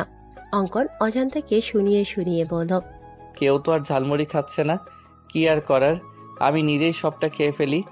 অঙ্কনের কথা শুনে অজান্তা সমস্ত লজ্জা ভুলে সো মেরে অঙ্কনের হাত থেকে ঝালমুড়ি নিয়ে দিল এক দৌড়, যা দেখে অঙ্কন হো হো করে হেসে উঠল। রাত 11টা। অজান্তা ঘুমানোর জন্য ব্যালকনিতে বিছানা ঠিকঠাক করে ঘুমানোর প্রস্তুতি নিচ্ছে। এমন সময় অঙ্কন ব্যালকনিতে উপস্থিত হয়। অঙ্কনকে দেখা মাত্র হায় আল্লাহ বলে অজান্তা মাথায় ঘোমটা টেনে নিজেকে আড়াল করে নেয়। অঙ্কন বিরক্তিতে মুখ থেকে চ জাতীয় শব্দ বের করে বলল, ড্রামাবাজ মহিলা, দয়া করে তোর ড্রামা বন্ধ কর। এমন ভাব করছিস যেন তোর সামনে স্বয়ং তোর ভাসুর এসেছে, তাকে দেখে নিজেকে ঘোমটার আড়ালে নিয়ে গিয়েছিস। আপনি নিজেই বলছেন আপনাকে যেন আমার মুখ না দেখাই, তার জন্যই তো এই অভিনব পদ্ধতি অবলম্বন হয়েছে। এতে আপনার সমস্যা কোথায় আমি বুঝতে পারছি না। তাছাড়া আপনার এখানে কি চাই? তোকে মানে এখানে তো শুতে হবে না, বিছানায় চল। এমনিতেই বেলকনিতে শুয়ে শুয়ে জ্বর ঠান্ডা বাঁধিয়ে নিয়েছিস, বড় কোনো রোগ বাঁধানোর আগে বিছানায় চল। মরে গেলেও যাব না আমি। আপনার করা অপমানের কথা ভুলিনি আমি। ঠিক আছে, তোর যাওয়া লাগবে না, আমি নিজেই তোকে নিয়ে যাচ্ছি বলে অঙ্কন অজান্তাকে কোলে তুলে নেয়। ফজরের আজানের মিষ্টি ধ্বনি কর্ণপাত হতেই ঘুম হালকা হয়ে গেল অজান্তার। অজান্তার মনে হচ্ছে সে কোনো শক্ত পাথর ব্যবহার করেছে তার বালিশ হিসেবে। পরক্ষণে অজান্তা বুঝতে পারে তার বালিশ হিসেবে ব্যবহৃত জিনিসটা কোনো পাথর নয়, স্বয়ং তার বর সিআইডি অফিসার অঙ্কন চৌধুরীর বুক। তখনই অজান্তার মনে পড়ে যায় রাতের ঘটনা। অজান্তা বিছানায় আসবে না বলতেই অঙ্কন তাকে কোলে তুলে নেয়। অজান্তা অঙ্কনের কোল থেকে নামার জন্য ছটফট করলে অঙ্কন ফট করে অজান্তার কপালে চুমু দিয়ে দেয়। ব্যাস, অজান্তার সারা শরীরে বিদ্যুৎ গতিতে শিহরণ বয়ে যায়। মুহূর্তের মধ্যেই সে যেন কাঠের পুতুলে পরিণত হয়ে যায়। একদম বিড়াল ছানার মতো অঙ্কনের বুকে লেপ্টে পড়ে থাকে অজান্তা। অঙ্কন তাকে নিয়ে বিছানায় শুইয়ে দিয়ে নিজেও তার পাশে শুয়ে পড়ে। অবশ্য শোয়ার আগে অঙ্কন মাঝখানে কোলবালিশ দিয়েছিল, কিন্তু অজান্তা দেখলো কোলবালিশ নিচে পড়ে রয়েছে, আর অজান্তা পড়ে রয়েছে অঙ্কনের বুকে। অজান্তা অঙ্কনকে ভালো করে পর্যবেক্ষণ করে বলল, ইস, আমার ব্ল্যাক ডায়মন্ডটা। আমি খুব ভালো করেই জানি ব্ল্যাক ডায়মন্ড আপনি আমাকে ভালোবাসেন। আমি খুব ভালো করেই জানি ব্ল্যাক ডায়মন্ড আপনি আমাকে ভালোবাসেন, আর সেই ভালোবাসার গভীরতা অনেক বেশি। আপনি আমার সাথে যা যা করেছেন সবটা আপনার অভিনয়। কোনো এক অজানা কারণে আপনি আমাকে দূরে সরিয়ে রেখেছেন। আমার মতো আপনারও প্রেমের বইটা অনেক আগেই খুলেছে, আর খুব শীঘ্রই আপনি নিজের মুখে বলবেন, হ্যাঁ অজন্তা, তোমার মতো আমারও প্রেমের বইটা খুলে গেছে। 7-5 ভেবে অজান্তা বিছানা ছেড়ে উঠতে যাবে, তার আগেই শাড়িতে টান পায়। অজান্তা দেখে তার শাড়ির আঁচলের কিছু অংশ অঙ্কনের পিঠের নিচে রয়েছে। অজান্তা এসে আবারও অঙ্কনকে জড়িয়ে ধরে বলে, আচ্ছা ব্ল্যাক ডায়মন্ড, আপনি কালা আমি ধলা, আমাদের পোলাপাইন কি কালা ধলার সংমিশ্রণে বেগুনি কালারের হবে? বুকের উপর ভারী কিছু অনুভব করতে অঙ্কনের ঘুম ভেঙে যায়। ঘুম ভাঙতেই দেখে অজান্তা তার বুকের উপর বিড়াল ছানার মতো লেপ্টে রয়েছে, যা দেখে অঙ্কনের ইচ্ছে হয় না অজান্তাকে জাগাতে। সে চোখ বুজে ঘুমের ভান ধরে পড়ে থাকে, কিন্তু অজান্তার আজগুবি কথা শুনে সে আর স্থির থাকতে পারে না। অঙ্কন এক ঝটকায় অজান্তাকে নিজের থেকে সরিয়ে ধমক দিয়ে বলে, what the hell are you?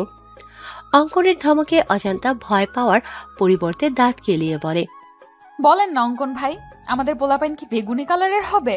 এই জন্যই কথাই বলে বানরদের বেশি লাই দিতে নেই। বেশি লাই পেয়ে তারা ঠিক এইভাবে মাথায় উঠে নাচতে শুরু করে। অনেক নেচেছিস, এবার নাম আমার বিছানা থেকে। অজান্তা বিছানা থেকে নেমে ওয়াশরুমের দিকে যেতে গিয়ে ফিরে এসে অঙ্কনের দু গালে 2টা চুমু দিয়ে বলল, আমি কখনো কারোর কাছে ঋণী থাকি না। আপনি রাতে আমাকে একটা চুমু দিয়েছিলেন, তাই এখন আমি সুদ সহ 2টা ফেরত দিলাম। হিসাব একদম বরাবর। বলে অজান্তা ওয়াশরুমে চলে গেল। অজান্তার যাওয়ার পানে তাকিয়ে অঙ্কন বলল, আমিও দেনাদার হয়ে থাকতে পছন্দ করি না। পাওনাদারকে তার পাওনা ঠিক সময় পরিশোধ করে দিতে পছন্দ করি। বলে আবারও ঘুমের রাজ্যে পাড়ি জমালো অঙ্কন। অজান্তা ফজরের নামাজ আদায় করে নিচে এসে দেখল নাতাশা চৌধুরী কিচেনে রান্না করছে। অজান্তা অবাক হয়ে জিজ্ঞেস করলো, এ কি বড় মা, এত সকাল সকাল তুমি কিচেনে কেন? তোমার ক্ষুধা লেগেছে আমাকে বলতে পারতে, আমি নাস্তা তৈরি করে দিতাম। তুমি শুধু শুধু কষ্ট করে এত সকাল সকাল উঠতে গেলে কেন? আমাদের এক জায়গায় যেতে হবে অজান্তা, তার জন্যই সকাল সকালে রান্না বসিয়েছি। তোর দাদিমারও যাওয়ার কথা ছিল, কিন্তু ওনার নাকি হুট করে মাথা ব্যথা শুরু হয়েছে, তাই আমি আর তুই যাবো। তুই দাঁড়িয়ে না থেকে আমার কাছে হাত লাগা, আবার বিকেলের মধ্যে ফিরতে হবে তো। ঠিক আছে বড় মা, বলো কি করতে হবে আমাকে? তুই ছোলার ডালটা ধুয়ে প্রেশার কুকারে দিয়ে দে, আমি লুচির জন্য ময়দা মেখে রাখি। বাবু কিছুদিন থেকে লুচি আর ছোলার ডাল খেতে চাইছে, তাই ভাবলাম আজ বাবুর পছন্দের লুচি আর নারকেল দিয়ে ছোলার ডাল করি। ঠিক আছে বড় মা, তাহলে আজকে সকালের নাস্তা একদম জমে ক্ষীর হবে। তোমার হাতে লুচি আর ছোলার ডাল, উফ, এখনই জিভে জল চলে এসে গেছে। হয়েছে হয়েছে, এত আলু দিতে হবে না। অজান্তা আর নাতাশা চৌধুরী রান্না করছে, এমন সময় সেখানে বেলি উপস্থিত হয়। বেলিকে দেখে নাতাশা অজান্তাকে বলল, তুই এখন যা, রেডি হয়ে নে, রান্না প্রায় হয়ে এসেছে, বাকিটা আমি আর বেলি করে নিচ্ছি। ঠিক আছে বড় মা। মম, সকাল সকাল সাজগোজ করে কোথাও যাচ্ছ নাকি? হ্যাঁ বাবু, তোর বিথি আন্টিকে চিনিস না? হ্যাঁ, কি হয়েছে বিথি আন্টির? ও নাকি 2 দিন আগে সিঁড়ি থেকে পড়ে গিয়ে মাথায় পায়ে বাজেভাবে আঘাত পেয়েছে, হসপিটালে ছিল, এখন নাকি একটু সুস্থ, তাই বাড়িতে রেখে ট্রিটমেন্ট করা হচ্ছে। ঠিক আছে, যাও তাহলে দেখে আসো তোমার বান্ধবীকে বলছিলাম কি বাবু, তুই কি গাড়ি করে যাবি? না মম, গ্রামে ছোট ছোট রাস্তা, গাড়ি যায় না, বাইকে করে যাব। কেন, কি হয়েছে মম? তোর ড্যাড গাড়ি নিয়ে বেরিয়েছে, এখন আমরা কিভাবে যাব বুঝতে পারছি না। এক কাজ করো মম, বাসে করে চলে যাও। আমিও বাসে করে যাবো ভাবছিলাম, কিন্তু অজান্তা তো বাসে জার্নি করতে পারে না, মেয়েটার মাথা ঘুরে বমি পায়। ওর জন্যই তো, না হলে আমার কোনো সমস্যা ছিল না। অজান্তাও যাবে? বলতেই অঙ্কনের চোখ যায় সিঁড়ি বেয়ে নেমে আসা নববধূর দিকে। ফর্সা গায়ে কালো জামদানি শাড়িটা একদম ফুটে রয়েছে, কোমর পর্যন্ত কোকড়ানো চুলগুলো যেন সমুদ্রের ঢেউ খেলে যাচ্ছে। মুখে নেই কোনো ভারী মেকআপ। মেয়েদের চোখে কাজল দিলে মায়াবী লাগে, কিন্তু এই মেয়ে কখনো কাজল পরে না। চোখে আইলাইনার আর ঠোঁটে সামান্য একটু লিপস্টিক, ব্যাস এতেই যেন তার শ্বাস পরিপূর্ণ হয়ে উঠেছে। অঙ্কনের কাছে মনে হচ্ছে সিঁড়ি দিয়ে ফুটন্ত কোনো গোলাপ নেমে আসে। অঙ্কন অজান্তার দিকে তাকিয়ে হুট করে বলে উঠল, মম, তোমরা বরং আমার বাইকে চলো, আমি তোমাদের ড্রপ করে দিব। অজান্তা এগিয়ে এসে বলল। আমি আপনার সাথে যাব না ব্ল্যাক ডায়মন্ড। অঙ্কন তেড়ে এসে বলল, বেশি পাকনামি করলে একদম গুলি করে মাথার খুলি উড়িয়ে দিব। আমি বাইরে ওয়েট করছি, তাড়াতাড়ি মমকে নিয়ে আয়। অঙ্কন যাওয়ার পানে চেয়ে অজান্তা ব্যঙ্গ করে বলল, একদম গুলি করে খুলি উড়িয়ে দিব। আসিস গুলি করে খুলি উড়িয়ে দিতে, তোর লুঙ্গি পরা ছবি ভাইরাল করে দিব, হা হা হা। বিথি খন্দকার, পেশায় একজন শিক্ষিকা। তার প্রথম স্বামী অ্যাক্সিডেন্ট করে মারা যাওয়ার পর পারিবারিকভাবে রেদওয়ান নামের একজন বিশিষ্ট শিল্পপতির সাথে বিয়ে হয়। রেদওয়ানের প্রথম স্ত্রী একজন মেয়ে রয়েছে। সে একদম দু চোখে বিথিকে সহ্য করতে পারে না। দুদিন আগে বিথি কলেজে যাওয়ার জন্য তাড়াতাড়ি করে সিঁড়ি বেয়ে নামছিল। হঠাৎ করে কোনো পিচ্ছিল জাতীয় কিছুর উপর স্লিপ করে সে পড়ে যায়, যার কারণে মাথায় ও পায়ে আঘাত পায়। বিথির ধারণা কেউ ইচ্ছাকৃতভাবে তাকে আঘাত করার জন্য এই কাজ করেছে। যদিও সে জানে এই কাজ করেছে, তবুও কিছু না বলে মুখ বুজে সবটা সহ্য করে নিয়েছে। বিথি এখন একটু সুস্থ, যার কারণে বাসায় নিয়ে আসা হয়েছে। তুলি নামের এক নার্সকে রাখা হয়েছে তার দেখভালের জন্য। তুলি তাকে মেডিসিন দিচ্ছে। এমন সময় কলিং বেল বেজে ওঠে। কলিং বেলের আওয়াজ শুনে বিথি বলল, নিশ্চয় কাজের মেয়েটা এসেছে। বিথি উঠতে গেলে তুলি বলল, আরে আরে ম্যাম, আপনি উঠছেন কেন? এখনো পরিপূর্ণভাবে সুস্থ হননি আপনি। আপনি শুয়ে থাকুন, আমি গিয়ে দেখছি কে এসেছে। তোমাকে রাখা হয়েছে আমার দেখভালের জন্য, তুমি বাসার কাজ করবে, এটা কেমন দেখায়? দেখুন ম্যাম, মানুষ মানুষের জন্য। আমি যদি এইটুকু আপনার জন্য না করতে পারি, তাহলে কেমন মানুষ আমি? ঠিক আছে, তাহলে এই খাবারটাও নিয়ে যাও, আমি আর খেতে পারছি না। তুমি বরং খাবারটা বাহিরে ডাস্টবিনে ফেলে দাও, না হলে রেদওয়ান এসে বকাঝকা করবে। কেন খাবার না খেয়ে রেখে দিয়েছি এজন্য। ঠিক আছে ম্যাম। তুলি এক হাতে খাবার প্লেট নিয়ে অন্য হাতে দরজা খুলে নাতাশা চৌধুরীকে দেখা মাত্র চমকে ওঠে, যার ফলে তার হাতে রাখা খাবারের প্লেট নিচে পড়ে যায়। তুলি এক হাতে খাবারের প্লেট নিয়ে অন্য হাতে দরজা খুলে নাতাশা চৌধুরীকে দেখা মাত্রই চমকে ওঠে, যার ফলে তার হাতে রাখা খাবারের প্লেট নিচে পড়ে যায়। নাতাশা চৌধুরী অবাক হয়ে জিজ্ঞেস করল, এ কি মেয়ে, কি হলো তোমার? আমাকে দেখে এভাবে চমকে উঠলে কেন? চিনো আমাকে? তুলি তৎক্ষণাৎ নাতাশা চৌধুরীর পা জড়িয়ে ধরে বলল, আমাকে আপনি ক্ষমা করে দিন ম্যাম। আমি আপনার সাথে অনেক বড় অন্যায় করেছি, কিন্তু কথায় আছে না, পাপ কখনো বাপকেও ছাড়ে না। আমার ক্ষেত্রেও সেরকমই হয়েছে। কখন যে আমার করা ক্ষুদ্র ক্ষুদ্র অন্যায়গুলো ধীরে ধীরে পাহাড় সমতুল্য হয়ে গিয়েছিল, আমি টেরও পাইনি। আমার করা পাপের ফল আমার সন্তানেরা ভোগ করছে। এক মায়ের মুখে হাসি ফুটাতে গিয়ে অন্য মায়ের মুখে হাসি কেড়ে নেওয়ার জন্য সৃষ্টিকর্তা আমার নিজের মুখের হাসি কেড়ে নিয়েছে। জানি আমার অপরাধের কোনো ক্ষমা হবে না, তবুও ম্যাম পারলে আমাকে ক্ষমা করে দিবেন। এতগুলো বছর আমি শান্তিতে ঘুমাতে পারিনি।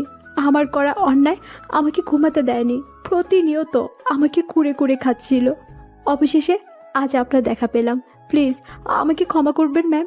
নাতাশা চৌধুরী পা ছাড়িয়ে বললেন, আরে আরে, কি করছো কি তুমি? কি আবল তাবল বকছো? তাছাড়া আমি তোমাকে চিনিও না। তোমার হয়তো কোথাও ভুল হচ্ছে। আমার জানা মতে তুমি আমার কোনো ক্ষতি করনি। তুমি হয়তো অন্য কারোর সাথে আমাকে গুলিয়ে ফেলছো। আমি সেই পাপী যে কিনা একজন মায়ের থেকে তার সন্তান কেড়ে নিয়েছিলাম। হ্যাঁ, আমি আপনার মেয়েকে আপনার থেকে কেড়ে নিয়েছিলাম। তার মানে আমি ঠিক ছিলাম, আমি সেদিন মৃত সন্তানের জন্ম দেইনি। হ্যাঁ ম্যাম, 5 বছর ধরে আমার কাজিন নিঃসন্তান ছিল। শুধুমাত্র একটা সন্তানের জন্য প্রতিনিয়ত শ্বশুরবাড়ির সবার কাছে নির্যাতনের শিকার হতো। এমনকি ওর স্বামী ওকে ডিভোর্স দিতে চেয়েছিল। একদিন হসপিটালে এসে ও আমার হাত জোর করে বলে ওকে যেন একটা বাচ্চা চুরি করে দেই, এতে যদি কোনোভাবে ওর সংসারটা টিকে যায়। আমি প্রথমে রাজি হইনি, পরে ও আমাকে নানাভাবে ইমোশনাল ব্ল্যাকমেল করে। এক পর্যায়ে আমি রাজি হই। আমার টার্গেট ছিল কোনো বড়লোকের সন্তান চুরি করা। আমার কাজিনকে কথা দেওয়ার 2 দিন পরে আপনি হসপিটালে এডমিট হন। খোঁজ নিয়ে জানতে পারি আপনারা অনেক বড়লোক, কিন্তু আপনিও 8 বছর নিঃসন্তান থাকার পরে একটা বাচ্চার মুখ দেখতে যাচ্ছেন। যখন এটা জানতে পারলাম তখন আমার সিদ্ধান্ত থেকে আমি সরে আসি। কিন্তু বিপত্তি ঘটে আপনার মেয়ে হওয়ার পর। ডক্টর যখন সমস্ত ফর্মালিটি পূরণ করে চলে যায়, তখন আমি আর মীরা একজন নার্স থাকি ওখানে। কিছুক্ষণ পরে একজন ওয়ার্ড বয় এসে জানায় মীরাকে নাকি কেউ ডাকছে। মীরা যাওয়ার পর কোথা থেকে একজন মহিলা এসে আমাকে বলে আমি যেন আপনার মেয়েকে সরিয়ে তার জায়গায় কোনো মৃত সন্তান রাখি। ব্যাস, এইটুকু কাজের জন্য যে আমাকে 50,000 টাকা দিতে চায়। টাকা দেখে আমার মধ্যে লোভসত্তা জাগ্রত হয়। একদিকে কাজিনের মুখের হাসি, অন্যদিকে 50,000 টাকা।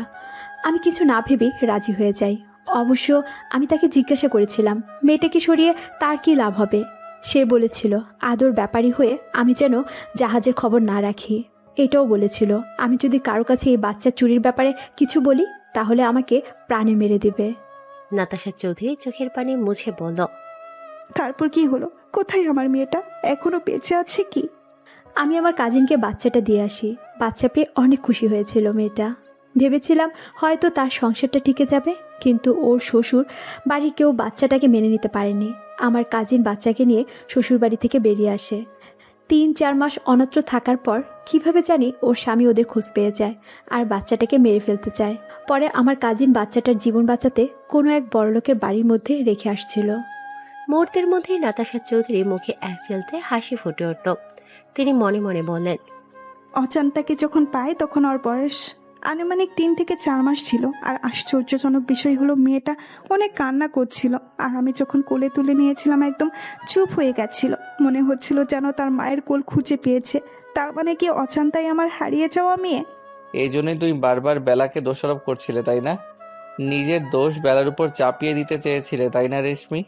কিন্তু তোমার ছোট্ট একটা ভুল আমাদেরকে খুনি পর্যন্ত পৌঁছে দিল। হয় সাহেব, আমি এসব করছি। আমার পোলাটার বড় অসুখ হয়েছে, চিকিৎসার জন্য মেলা টাহালা প্রয়োজন। কত মানুষের কাছে হাত পাতিছি, কেউ সাহায্য করি নাই।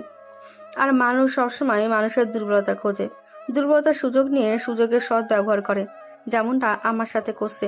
আমি যখন টাহাল দহি হন্যে হয়ে রাস্তায় রাস্তায় বেড়াচ্ছিলাম, তখন এক বেড়া আমারে কইল আমার পোলার অসুখ সারার সমস্ত খরচ সে বহন করবে, বিনিময়ে আমার বেড়ারে জঙ্গলে নিয়ে যেতে হবে।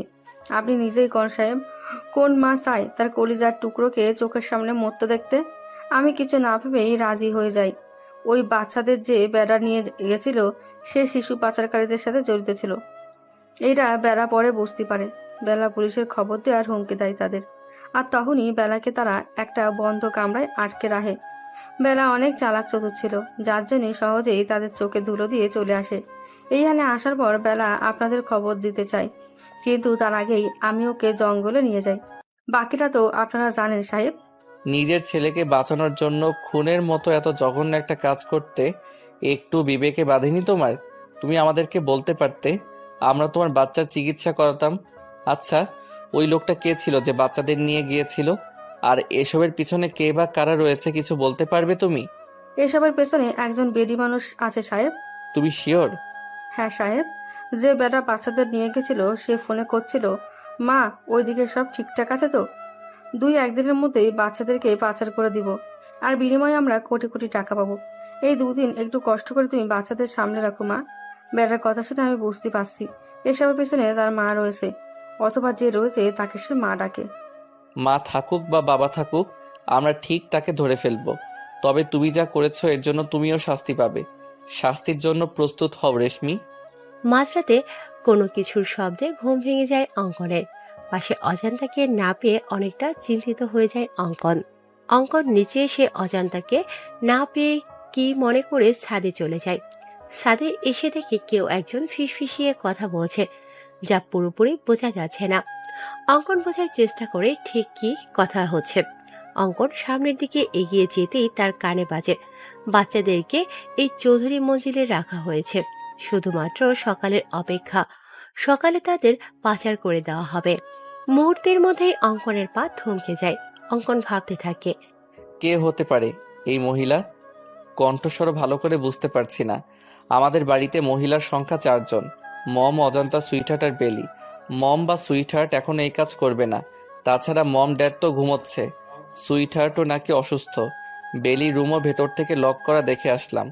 একমাত্র অজান্তা রুমের বাইরে রয়েছে। ও নো, তাহলে কি এসবের পিছনে অজান্তা রয়েছে? অজান্তাই করেছে এইসব। সকাল 10টা। চৌধুরী মঞ্জিলে সবাই ব্রেকফাস্ট করছে। এমন সময় ইমতিয়াজ চৌধুরী অঙ্কনকে বলল, হ্যাঁ বাবু, কেসটা কত দূর আগালো? বাচ্চাদের কোনো খোঁজ পেয়েছিস? অনেকদিন হয়ে গেল এই কেসের ইনভেস্টিগেশন করছিস। হ্যাঁ ড্যাড, শুধু বাচ্চাদেরই খবর পাইনি, এর সাথে যারা যারা জড়িত আছে সবার খোঁজ পেয়ে গিয়েছি। তবে আজ এইখানে এই মুহূর্তে এই কেসের চ্যাপ্টার ক্লোজ হয়ে যাবে। অঙ্কনের কথা শুনে আঞ্জুমারা চৌধুরী বললেন, কি বলছো দাদু ভাই? তার মানে আসল অপরাধী এই চৌধুরী মঞ্জিলে রয়েছে? হ্যাঁ সুইটার, ড্যাড দুধ কলা দিয়ে কালসাপ পুষেছে। মানুষ গিরগিটির থেকেও ভয়ঙ্কর। এরা যে পাতায় খায় সেই পাতায় ফোঁটা করে। মানুষকে বিশ্বাস করার থেকে কুকুরকে বিশ্বাস করা ভালো, কারণ মানুষ বিশ্বাসঘাতকতা করলেও কুকুর কখনো বিশ্বাসঘাতকতা করবে না। অঙ্কনের কথার আগামাথা বুঝতে না পেরে নাতাশা চৌধুরী বলেন, তুই ঠিক কি বলতে চাইছিস বাবু? একটু ক্লিয়ার করে বল তো। মানছি তুই একজন সিআইডি অফিসার, তাই বলে তুই বাড়ির লোকদের সন্দেহ করছিস? আমাদেরকে তোর অপরাধী মনে হয়? মম, তুমি খুব ভালো করে জানো আমি কখনো প্রমাণ ছাড়া কথা বলি না। আমি যখন বলেছি আসল অপরাধী এই বাড়িতে রয়েছে, তার মানে নিশ্চয়ই প্রমাণ সঙ্গে করে নিয়ে এসেছি। তাহলে বলছিস না কেন? কে করেছে এসব? কে বা কারা এর পেছনে রয়েছে? অজান্তা। অজান্তার কথা শুনে আঞ্জুমারা চৌধুরীর মুখে হাসি ফুটে উঠল। তিনি বললেন, আমার প্রথম থেকেই এই মেয়ের উপর সন্দেহ ছিল। নিশ্চয়ই ও টাকার জন্য এসব করেছে। লোভী মেয়ে একটা। দাদু ভাই, তুমি বরং ওকে নিয়ে জেলে ভরে দাও। কত বড় সাহস! সিআইডি অফিসারের বাড়িতে থেকেই বাচ্চা পাচার করছে। না জানি আরো কি কি অপরাধের সাথে জড়িত আছে এই মেয়ে। আর কত ভালো মানুষের মুখোশ পরে থাকবে সুইটার। অনেক ভালো অভিনয় করতে পারো তুমি। অমানুষের আড়ালে দিব্যি ভালো মানুষের মুখোশ পরে রয়েছ। তোমার মুখোশ খোলার সময় এসে গিয়েছে তো। এখন ভালোই ভালোই তুমি নিজের মুখটা সবটা স্বীকার করবে, নাকি আমি নিজেই? অঙ্কনের বাকি কথা শেষ হওয়ার আগেই আঞ্জুমারা চৌধুরী তোতলাতে তোতলাতে বলল, এসব তুমি কি বলছো দাদু ভাই? আমি এসব করেছি মানে? এই ইমতিয়াজ, কি বলছে এই ছেলে? মাকে অপমান করছে আর তুমি চেয়ে চেয়ে দেখছো? কেমন ছেলে তুমি? হ্যাঁ তুমি করছো সুইটার। কিভাবে পারলে এমনটা করতে? কিসে কম ছিল তোমার? আমি প্রথমে ভেবেছিলাম এই সব কিছু অজান্তা করেছে, কিন্তু যখন ছাদ থেকে নেমে আসি তখন দেখি অজান্তা কিচেনে রয়েছে। তখনই আমার মনে সন্দেহ জাগে। আমি তোমার রুমে গিয়ে দেখি তুমি নেই। বিছানায় বালিশের গায়ে কাঁথা দেওয়া রয়েছে, যাতে কেউ দেখলে মনে করে তুমি এখানে শুয়ে রয়েছ। আর তুমি যেহেতু আগে থেকে অসুস্থ হওয়ার নাটক করেছো, তাই সবাই ভাববে হয়তো তুমি অসুস্থতার জন্য ভুলে গিয়েছো দরজা লক করতে। তুমি নিজেকে অনেক চালাক মনে করো, তাই না সুইটহার্ট, ওরফে শিশু পাচারকারী দলের লিডার? অঙ্কনের কথা শুনে ইমতিয়াজ চৌধুরী তেড়ে এসে অঙ্কনকে থাপ্পড় দিয়ে বলল, হাউ ডেয়ার ইউ! একটা বাইরের ছেলে হয়ে তোর সাহস হলো কি করে আমার মাকে অপমান করার? বাইরের ছেলে কথাটা শুনে অঙ্কনের পা থমকে যায়। পুরুষ মানুষের নাকি কান্না করতে নেই, কিন্তু অঙ্কন হাজার চেষ্টা করেও চোখের পানি আটকাতে পারেনি। অঙ্কন নিজেকে সামলে নিয়ে বলল, হ্যাঁ স্যার, আপনি ঠিকই বলেছেন। আমি একটা বাইরের ছেলে, যা আমি আগে থেকেই জানি। তবে আপনি এটাও ভুলে যাবেন না, আমি একজন সিআইডি অফিসার। আর একজন সিআইডি অফিসারের কাজ সম্পর্কে আপনার নিশ্চয়ই ধারণা আছে। আমি যে মিথ্যা বলছি না তার প্রমাণ এখনই পেয়ে যাবেন মিস্টার ইমতিয়াজ চৌধুরী। অঙ্কন একটু দূরে গিয়ে ঈশানকে কল করে বলল, ঈশান, বাচ্চাদের নিয়ে এসো। জি স্যার। 5 মিনিট পরে ঈশান বাচ্চাদের নিয়ে এলো। বাচ্চাদের দেখে সবাই যতটা না অবাক হয়েছে, তার থেকে বেশি অবাক হয়েছে বাচ্চাদের এই চৌধুরী মঞ্জিল থেকে বের হতে দেখে। ইমতিয়াজ চৌধুরী এসে আঞ্জুমারা চৌধুরীকে বললেন, তার মানে সব সত্যি? তুমি এসব করেছো মা? আমার ভাবতেও ঘৃণা হচ্ছে। তুমি আমার মা, আমি একজন অপরাধী সন্তান। সবটা যখন জেনে গিয়েছো তাহলে এটাও জেনে রাখো, আমি তোর মা না। মানে কি বলছো তুমি? তোমার বাবা ঈশাকের ড্রাইভার ছিল আমার স্বামী আতিকুর। একটা অ্যাক্সিডেন্টের সময় তোমার বাবাকে বাঁচাতে গিয়ে আমার স্বামী ঘটনাস্থলে মারা যায়। আতিকুরের মৃত্যুতে আমি আর আমার 10 বছরের ছেলে আব্দুল্লাহ দিশেহারা হয়ে পড়ি। ঈশাক ছিল অনেক দয়ালু। সে আমাকে আর আব্দুল্লাহকে এই চৌধুরী মঞ্জিলে নিয়ে আসে। এইখানে এসে আমার রাজরানী হওয়ার স্বাদ জাগে। তোমার মাকে দু চোখের বিষ মনে হতো আমার। আমি একদিন সুযোগ বুঝে তোমার মায়ের খাবারে ঘুমের ঔষধ মিশিয়ে দেই, আর তোমার মা ঘুমিয়ে পড়লে তাকে বালিশ চাপা দিয়ে মেরে ফ্যানের সঙ্গে ঝুলিয়ে দিয়ে আত্মহত্যা নামে চালিয়ে দেই। আর বুদ্ধি করে তোমার মায়ের হাতের লেখা নকল করে একটা সুইসাইড নোট লিখে রাখি যে আমার মৃত্যুর জন্য কেউ দায়ী নয়। আমার স্বামীর কাছে আমার একটা অনুরোধ, আমার যেন পোস্টমর্টম করা না হয়। ব্যাস, বোকা ঈশাক তার প্রিয়তমা স্ত্রীর কথা রাখতে গিয়ে জানতেও চায়নি তার স্ত্রীর মৃত্যু কিভাবে হয়েছে। প্রিয়তমা স্ত্রীকে হারিয়ে ঈশাক অনেক ভেঙে পড়ে। আমি সেই সুযোগটা কাজে লাগিয়ে দিলাম। আমি তাকে নানাভাবে বোঝানোর চেষ্টা করলাম সে যেন সব ভুলে নতুন জীবন শুরু করে। তুমি তখন খুব ছোট। ঈশাককে বললাম তোমার জন্য একটা মা প্রয়োজন, না হলে তুমি মানুষের মতো মানুষ হতে পারবে না। এতে ঈশাক রাজি হয় না। ঈশাক বলে দ্বিতীয় কোনো নারীকে তার জীবনে গ্রহণ করবে না। সে একাই তোমাকে বাবা মায়ের স্নেহে ভালোবাসা দিয়ে বড় করবে। পরে আমি তোমাকে ব্যবহার করি, নানাভাবে তোমাকে নিজে আঘাত করে নিজেই সারিয়ে তুলি। তোমার বাবার সামনে প্রমাণ করি আমি তোমার মা হওয়ার যোগ্য। ঈশাককে অনেক বোঝানোর পর তোমার কথা ভেবে তোমার বাবা আমাকে বিয়ে করে। তারপর সুযোগ বুঝে তোমার বাবাকেও মেরে দেই আমি। ছি ছি ছি, এত নিচু তুমি! মনে হচ্ছে তোমার মুখে থুতু ছুঁড়ে মারি। কিভাবে পারলে এতগুলো মানুষের বিশ্বাস নিয়ে খেলতে? শুধুমাত্র তোমার জন্য আমার ছেলেটাকে আমি ভুল বুঝেছি, তাকে বাইরে ছেলে উপাধি দিয়েছি, এমনকি তাকে থাপ্পড় দিতেও আমার হাত কাঁপেনি। এই মুহূর্তে আমার মনে হচ্ছে তোমাকে ফাঁসির দড়িতে ঝুলে দিতে পারলে আমার মন শান্তি লাগতো। অঙ্কন বলল, আপনি চিন্তা করবেন না স্যার, সে একজন খুনি ও পাচারকারীদের লিডার। ফাঁসির দড়ি তার জন্য বরাদ্দ রয়েছে। ও সুইটার, একটা কথা বলতে ভুলে গিয়েছিলাম, তুমি একা ফাঁসির দড়িতে ঝুলবে না। তোমার আদরের ছেলে আব্দুল্লাহ, যার জন্য এত কিছু করেছো তুমি, সে আব্দুল্লাহও তোমার সাথে ফাঁসির দড়িতে ঝুলবে। আমি আমার দোষ স্বীকার করে নিয়েছি। প্লিজ আমার ছেলেটাকে ছেড়ে দাও। ও তো কোনো খুন করেনি, ও শুধু আমার সঙ্গ দিয়েছে। ওকে প্লিজ ছেড়ে দাও। কেউ ছাড়া পাবে না। তুমি না মা? কেমন মা তুমি?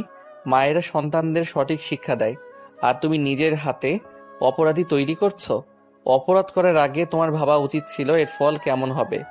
এখন যাও, 14 শিকের মধ্যে গিয়ে মা ছেলে মিলে কোটি কোটি টাকার হিসাব করো। চলো সুইটার। 1 মিনিট দাদু ভাই, জীবনে কখনো ভালো কাজ করিনি আমি। পাপের সাগরে ডুবে থেকেছি, আর তার ফলস্বরূপ ফাঁসির দড়ি আমার অপেক্ষা করছে। জীবনের এই অন্তিম সময়ে এসে অন্তত একটা ভালো কাজ করে যেতে চাই।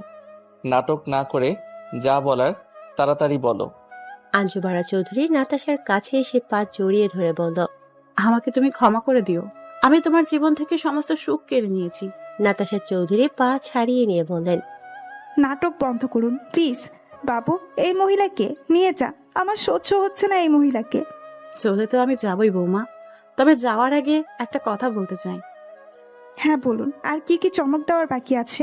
এমনিতেই অনেক চমকপ্রদ কথা শুনিয়েছে, আর কিছু শোনার ইচ্ছে হচ্ছে না। তবুও শেষ ইচ্ছে বলে কথা, বলুন কি বলতে চান। অজান্তাই তোমার হারিয়ে যাওয়া মেয়ে বৌমা। এক্ষুনি কি বললেন আপনি মা? আবার বলুন। অজান্তাই তোমার হারিয়ে যাওয়া মেয়ে। তুমি সেদিন মৃত সন্তানের জন্ম দাওনি। আমি চাইনি তোমার কোনো উত্তরাধিকার পৃথিবীর আলো দেখুক। তাই তো সেদিন তুলিকে দিয়ে তোমার মেয়েকে সরিয়ে তার জায়গায় মৃত ছেলে রেখে দেই। কিন্তু তুলির কাজিন গাধাটা আর কোথাও ওকে রাখার জায়গা পায়নি, মরতে মরতেই চৌধুরী মঞ্জিলে রেখে যায়। আর তুমিও অন্যের সন্তান মনে করে নিজের সন্তানকে কোলে পিঠে বড় করো। যাই হোক, অনেক ক্ষতি করেছি তোমাদের। এখন তো আর আমি থাকছি না। আই হোপ তোমরা সুখে শান্তিতে বসবাস করতে পারবে। নাতাশা চৌধুরী এসে অজান্তাকে জড়িয়ে ধরে চোখে মুখে অজস্র চুমু দিয়ে বলল, তার মানে আমার ধারণা সঠিক ছিল, একজন মা কখনো তার সন্তান চিনতে ভুল করে না। তুই অজান্তা নোস মা, তোরও পরিচয় আছে। তুই এই চৌধুরী মঞ্জিলের একমাত্র রাজকন্যা। তুই আমার আর ইমতিয়াজের মেয়ে। বলে অজান্তাকে বুকের সাথে মিশিয়ে নিলেন নাতাশা চৌধুরী। এই জন্যই আমি তোমার গায়ে মায়ের গন্ধ পেতাম, তোমার প্রতি টান অনুভব করতাম। তুমি আমার মাথায় হাত বুলিয়ে দিলে আমার সারাদিনের ক্লান্তি দূর হয়ে যেত, কারণ তুমি যে আমার মা, আমার শান্তির জায়গা। ইমতিয়াজ চৌধুরী এসে বলল, জানিস মা, আমি তোকে দেখে সবসময় আফসোস করতাম, এই ভেবে যে তুই আমার নিজের মেয়ে হলি না কেন? যখন আজ জানতে পারলাম তুই আমার নিজের মেয়ে, তখন মনে হয়েছিল পৃথিবীর সমস্ত সুখ আমার হাতের মুঠে চলে এসেছে। কিন্তু একটা বিষয় আমাকে কুড়ে কুড়ে খাচ্ছে। আমি বুঝতে পারছি না বাবুর সামনে কিভাবে দাঁড়াবো। ওকে যে অনেক কষ্ট দিয়েছি। অঙ্কন এসে ইমতিয়াজের হাত ধরে বলল, সমস্যা নেই শ্বশুর মশাই, আমরাই তো। কিন্তু এখন তো আমি এই বাড়ির ঘর জামাই হয়ে গেলাম, তাহলে আপনাদের কি বলে সম্বোধন করব? শ্বশুর আব্বা আর শাশুড়ি আম্মা? নাতাশা চৌধুরী এসে অঙ্কনের কান মলে দিয়ে বলল, এক মুহূর্তের মধ্যে পর করে দিলি আমাদের। জাস্ট কিডিং মম। দেখ বাবু, যা হওয়ার হয়েছে। আমি চাই তোরা নতুন করে তোদের জীবন শুরু কর। এবার দেখিস আমরা সবাই খুব সুখে শান্তিতে থাকবো। ফুলে সজ্জিত বিছানায় এক হাত ঘোমটা টেনে বসে রয়েছে অজান্তা। এই তো কয়েক মাস আগে এরকমই ফুল সজ্জিত বিছানা থেকে তাকে টেনে নামিয়ে দেওয়া হয়েছিল। হাজারো অপমান করা হয়েছিল, কিন্তু সেই অপমানের পিছনে লুকিয়েছিল হাজারো রহস্য, অপ্রকাশিত ভালোবাসা। অজান্তার পুরনো কথা মনে করে চোখ থেকে পানি গড়িয়ে পড়ল। অজান্তার চোখের পানি মুছে দেখে অঙ্কন এসেছে। আমি তো এই বাড়ির ঘর জামাই হয়ে গিয়েছি রে অজান্তা। এখন সবকিছু তোর রাজত্বে চলে গেছে। তোর ঘর, তোর বিছানা, তোর বর। এখন তোর যা ইচ্ছা কর, আমি কিছুই বলবো না। ড্রামা শুধু আমি করতে পারি না, আপনিও খুব ভালো ড্রামা করতে পারেন অঙ্কন ভাই। ভেতরে ভেতরে জ্বলে পুড়ে ছারখার হয়ে যাচ্ছেন, অথচ সবার সামনে কত হাসি মুখে রয়েছেন। খুব কষ্ট পেয়েছেন আপনি সত্যিটা জানার পর, তাই না অঙ্কন ভাই? আমি স্পষ্ট লক্ষ্য করেছিলাম যখন বাবা আপনাকে বাইরের ছেলে বলেছিল আপনার চোখের পানি মুছতে। এতে কষ্ট পাওয়ার কি আছে অজান্তা? আমি আগে থেকে জানতাম আমি এই পরিবারের কেউ না। কিন্তু কিভাবে? আমার ডিএনএ টেস্ট করিয়েছিলাম, কিন্তু মম বা ড্যাড কারো সাথে ম্যাচ করেনি। সেদিন থেকেই আমি শিওর ছিলাম আমি তাদের সন্তান না। কিন্তু আমি জানতাম না আমার আসল পরিচয় কি, আমার আসল বাবা মা কে। প্রথম যেদিন আমি কুসুমপুর এতিমখানায় যাই, সেদিন আমার আসল পরিচয় জানতে পারি। রহমত দাদু অনেক দিন ধরে এতিমখানায় রয়েছে। তিনি আমাকে দেখে আমার পরিচয় জানতে চান। আমি সব কিছু বলার পর তিনি বললেন, তুমি তাহলে সেই অঙ্কন? কত বড় হয়ে গেছো। এতটুকু একটা বাচ্চা ছেলে দেখেছিলাম, আর আজ সে একজন নামকরা সিআইডি অফিসার। ব্যাস, দাদুর কথা শুনে আমার সন্দেহ বেড়ে যায়। আমি আমার নিজের ইনভেস্টিগেশনের কাজে লেগে পড়ি। খোঁজ নিয়ে জানতে পারি আমার মা জমিদার বংশের মেয়ে ছিল। তাদের বংশে প্রেম করা বা প্রেম করে বিয়ে করা নিষিদ্ধ ছিল। কিন্তু একবার কারো যদি প্রেমের বইটা খুলে যায়, তাহলে প্রেম সাগরে ডুবে মরা ছাড়া আর কোনো উপায় থাকে না। ঠিক তেমনই হয়েছিল আমার মায়ের সাথে। নানু ভাইয়ের মায়ের বিয়ে ঠিক করে এলাকার চেয়ারম্যানের ছেলের সাথে। মা বিয়ের আসর থেকে পালিয়ে বাবাকে বিয়ে করে। এতে নানু ভাই আম্মুকে ত্যায্য করে দেয়। বিয়ের পর ভুলেও একটা বারের জন্য হলেও কোনো খোঁজ করেনি মায়ের। আমার বাবা একজন সেনা সদস্য ছিলেন। আমার জন্মের কয়েক বছর পরে একটা অ্যাক্সিডেন্টে আমার বাবা মা মারা যায়, কিন্তু সেটা আদৌ অ্যাক্সিডেন্ট না খুন ছিল জানা যায়নি। এমনকি আমার চাচারা আমার বাবা মায়ের মৃত্যুর খবর কেউ আমার নানু বাড়িতে জানায়নি। বাবা মায়ের মৃত্যুর পর চাচারা আমাদের সব সম্পত্তি হাতিয়ে নিয়ে আমাকে এতিমখানায় রেখে আসে। তারপর মম ড্যাড আমাকে এই চৌধুরী মঞ্জিলে নিয়ে আসে। অবশ্য তারা আমাকে দত্তক নিতে চেয়েছিল, কিন্তু সুইটহার্ট নিতে দেয়নি। সুইটহার্ট চাইনি চৌধুরী মঞ্জিলে কোনো উত্তরাধিকার আসুক। সে চেয়েছিল সমস্ত সম্পত্তির মালিক হবে তার ছেলে আব্দুল্লাহ। এই জন্যই সুইটহার্ট তোকে ও নার্সকে টাকা দিয়ে সরিয়ে দেয়। ব্যাস, না থাকলো বাস আর না বাজলো বাসি। মোটামুটি সব প্রশ্নের উত্তর পেয়ে গিয়েছি, শুধুমাত্র একটা প্রশ্নের উত্তর ছাড়া। কি প্রশ্ন শুনি? এবাড়ির ঘর জামাই সদা প্রস্তুত আছে তার বউয়ের প্রশ্নের উত্তর দিতে। এখন ঝটপট প্রশ্ন করো দেখি। আমাকে ভালোবাসেন? হ্যাঁ, আমার জীবনের থেকেও বেশি। তাই তো দূরে দূরে রেখেছিলাম তোকে। যেদিন আমি বিডিতে ফিরে প্রথম তোকে দেখি, সেদিনই আমার প্রেমের বইটা খুলে যায়। আস্তে আস্তে প্রেম সাগরে ডুবে যেতে থাকি আমি, কিন্তু আমার এই অনিশ্চিত জীবনের সাথে তোকে জড়াতে চাইনি। ভালোই যখন বাসেন, তাহলে চুক্তির বিয়ে কেন করলেন? সুইটহার্টের কথায়, তবে সেই কন্ট্রাক্ট পেপার ছিল নকল, আর আসল পেপার আমার কাছে রয়েছে, যাতে আমি বা তুই আমরা দুজনের একজনও সাইন করিনি। তাই আমাদের কন্ট্রাক্ট ম্যারেজও হয়নি। দেখ অজান্তা, অনেক হয়েছে পুরনো কথা। আমি আর পুরনো কথা মনে করতে চাই না। প্রথমবার বাসরাত হেলায় অবহেলায় কাটিয়েছি, তাই আমি চাচ্ছি না এইবারও এমনটা হোক। আমি চাই আমাদের এই রাতটা চিরস্মরণীয় হয়ে থাকুক। আজ থেকে নতুন জীবনের সূচনা হলো আমাদের। আমাদের একসাথে পথ চলা শুরু হলো। বিশ্বাস কর, অনেক ভালোবাসবো তোকে, আদরে আদরে ভরিয়ে দিব। আমি বেঁচে থাকতে তোর চোখে কখনো পানি আসতে দিব না। অজান্তা এসে অঙ্কনকে জড়িয়ে ধরে বলল। I love you more than my life. অঙ্কনও অজান্তাকে জড়িয়ে ধরে কপালে চুমু দিয়ে বলল।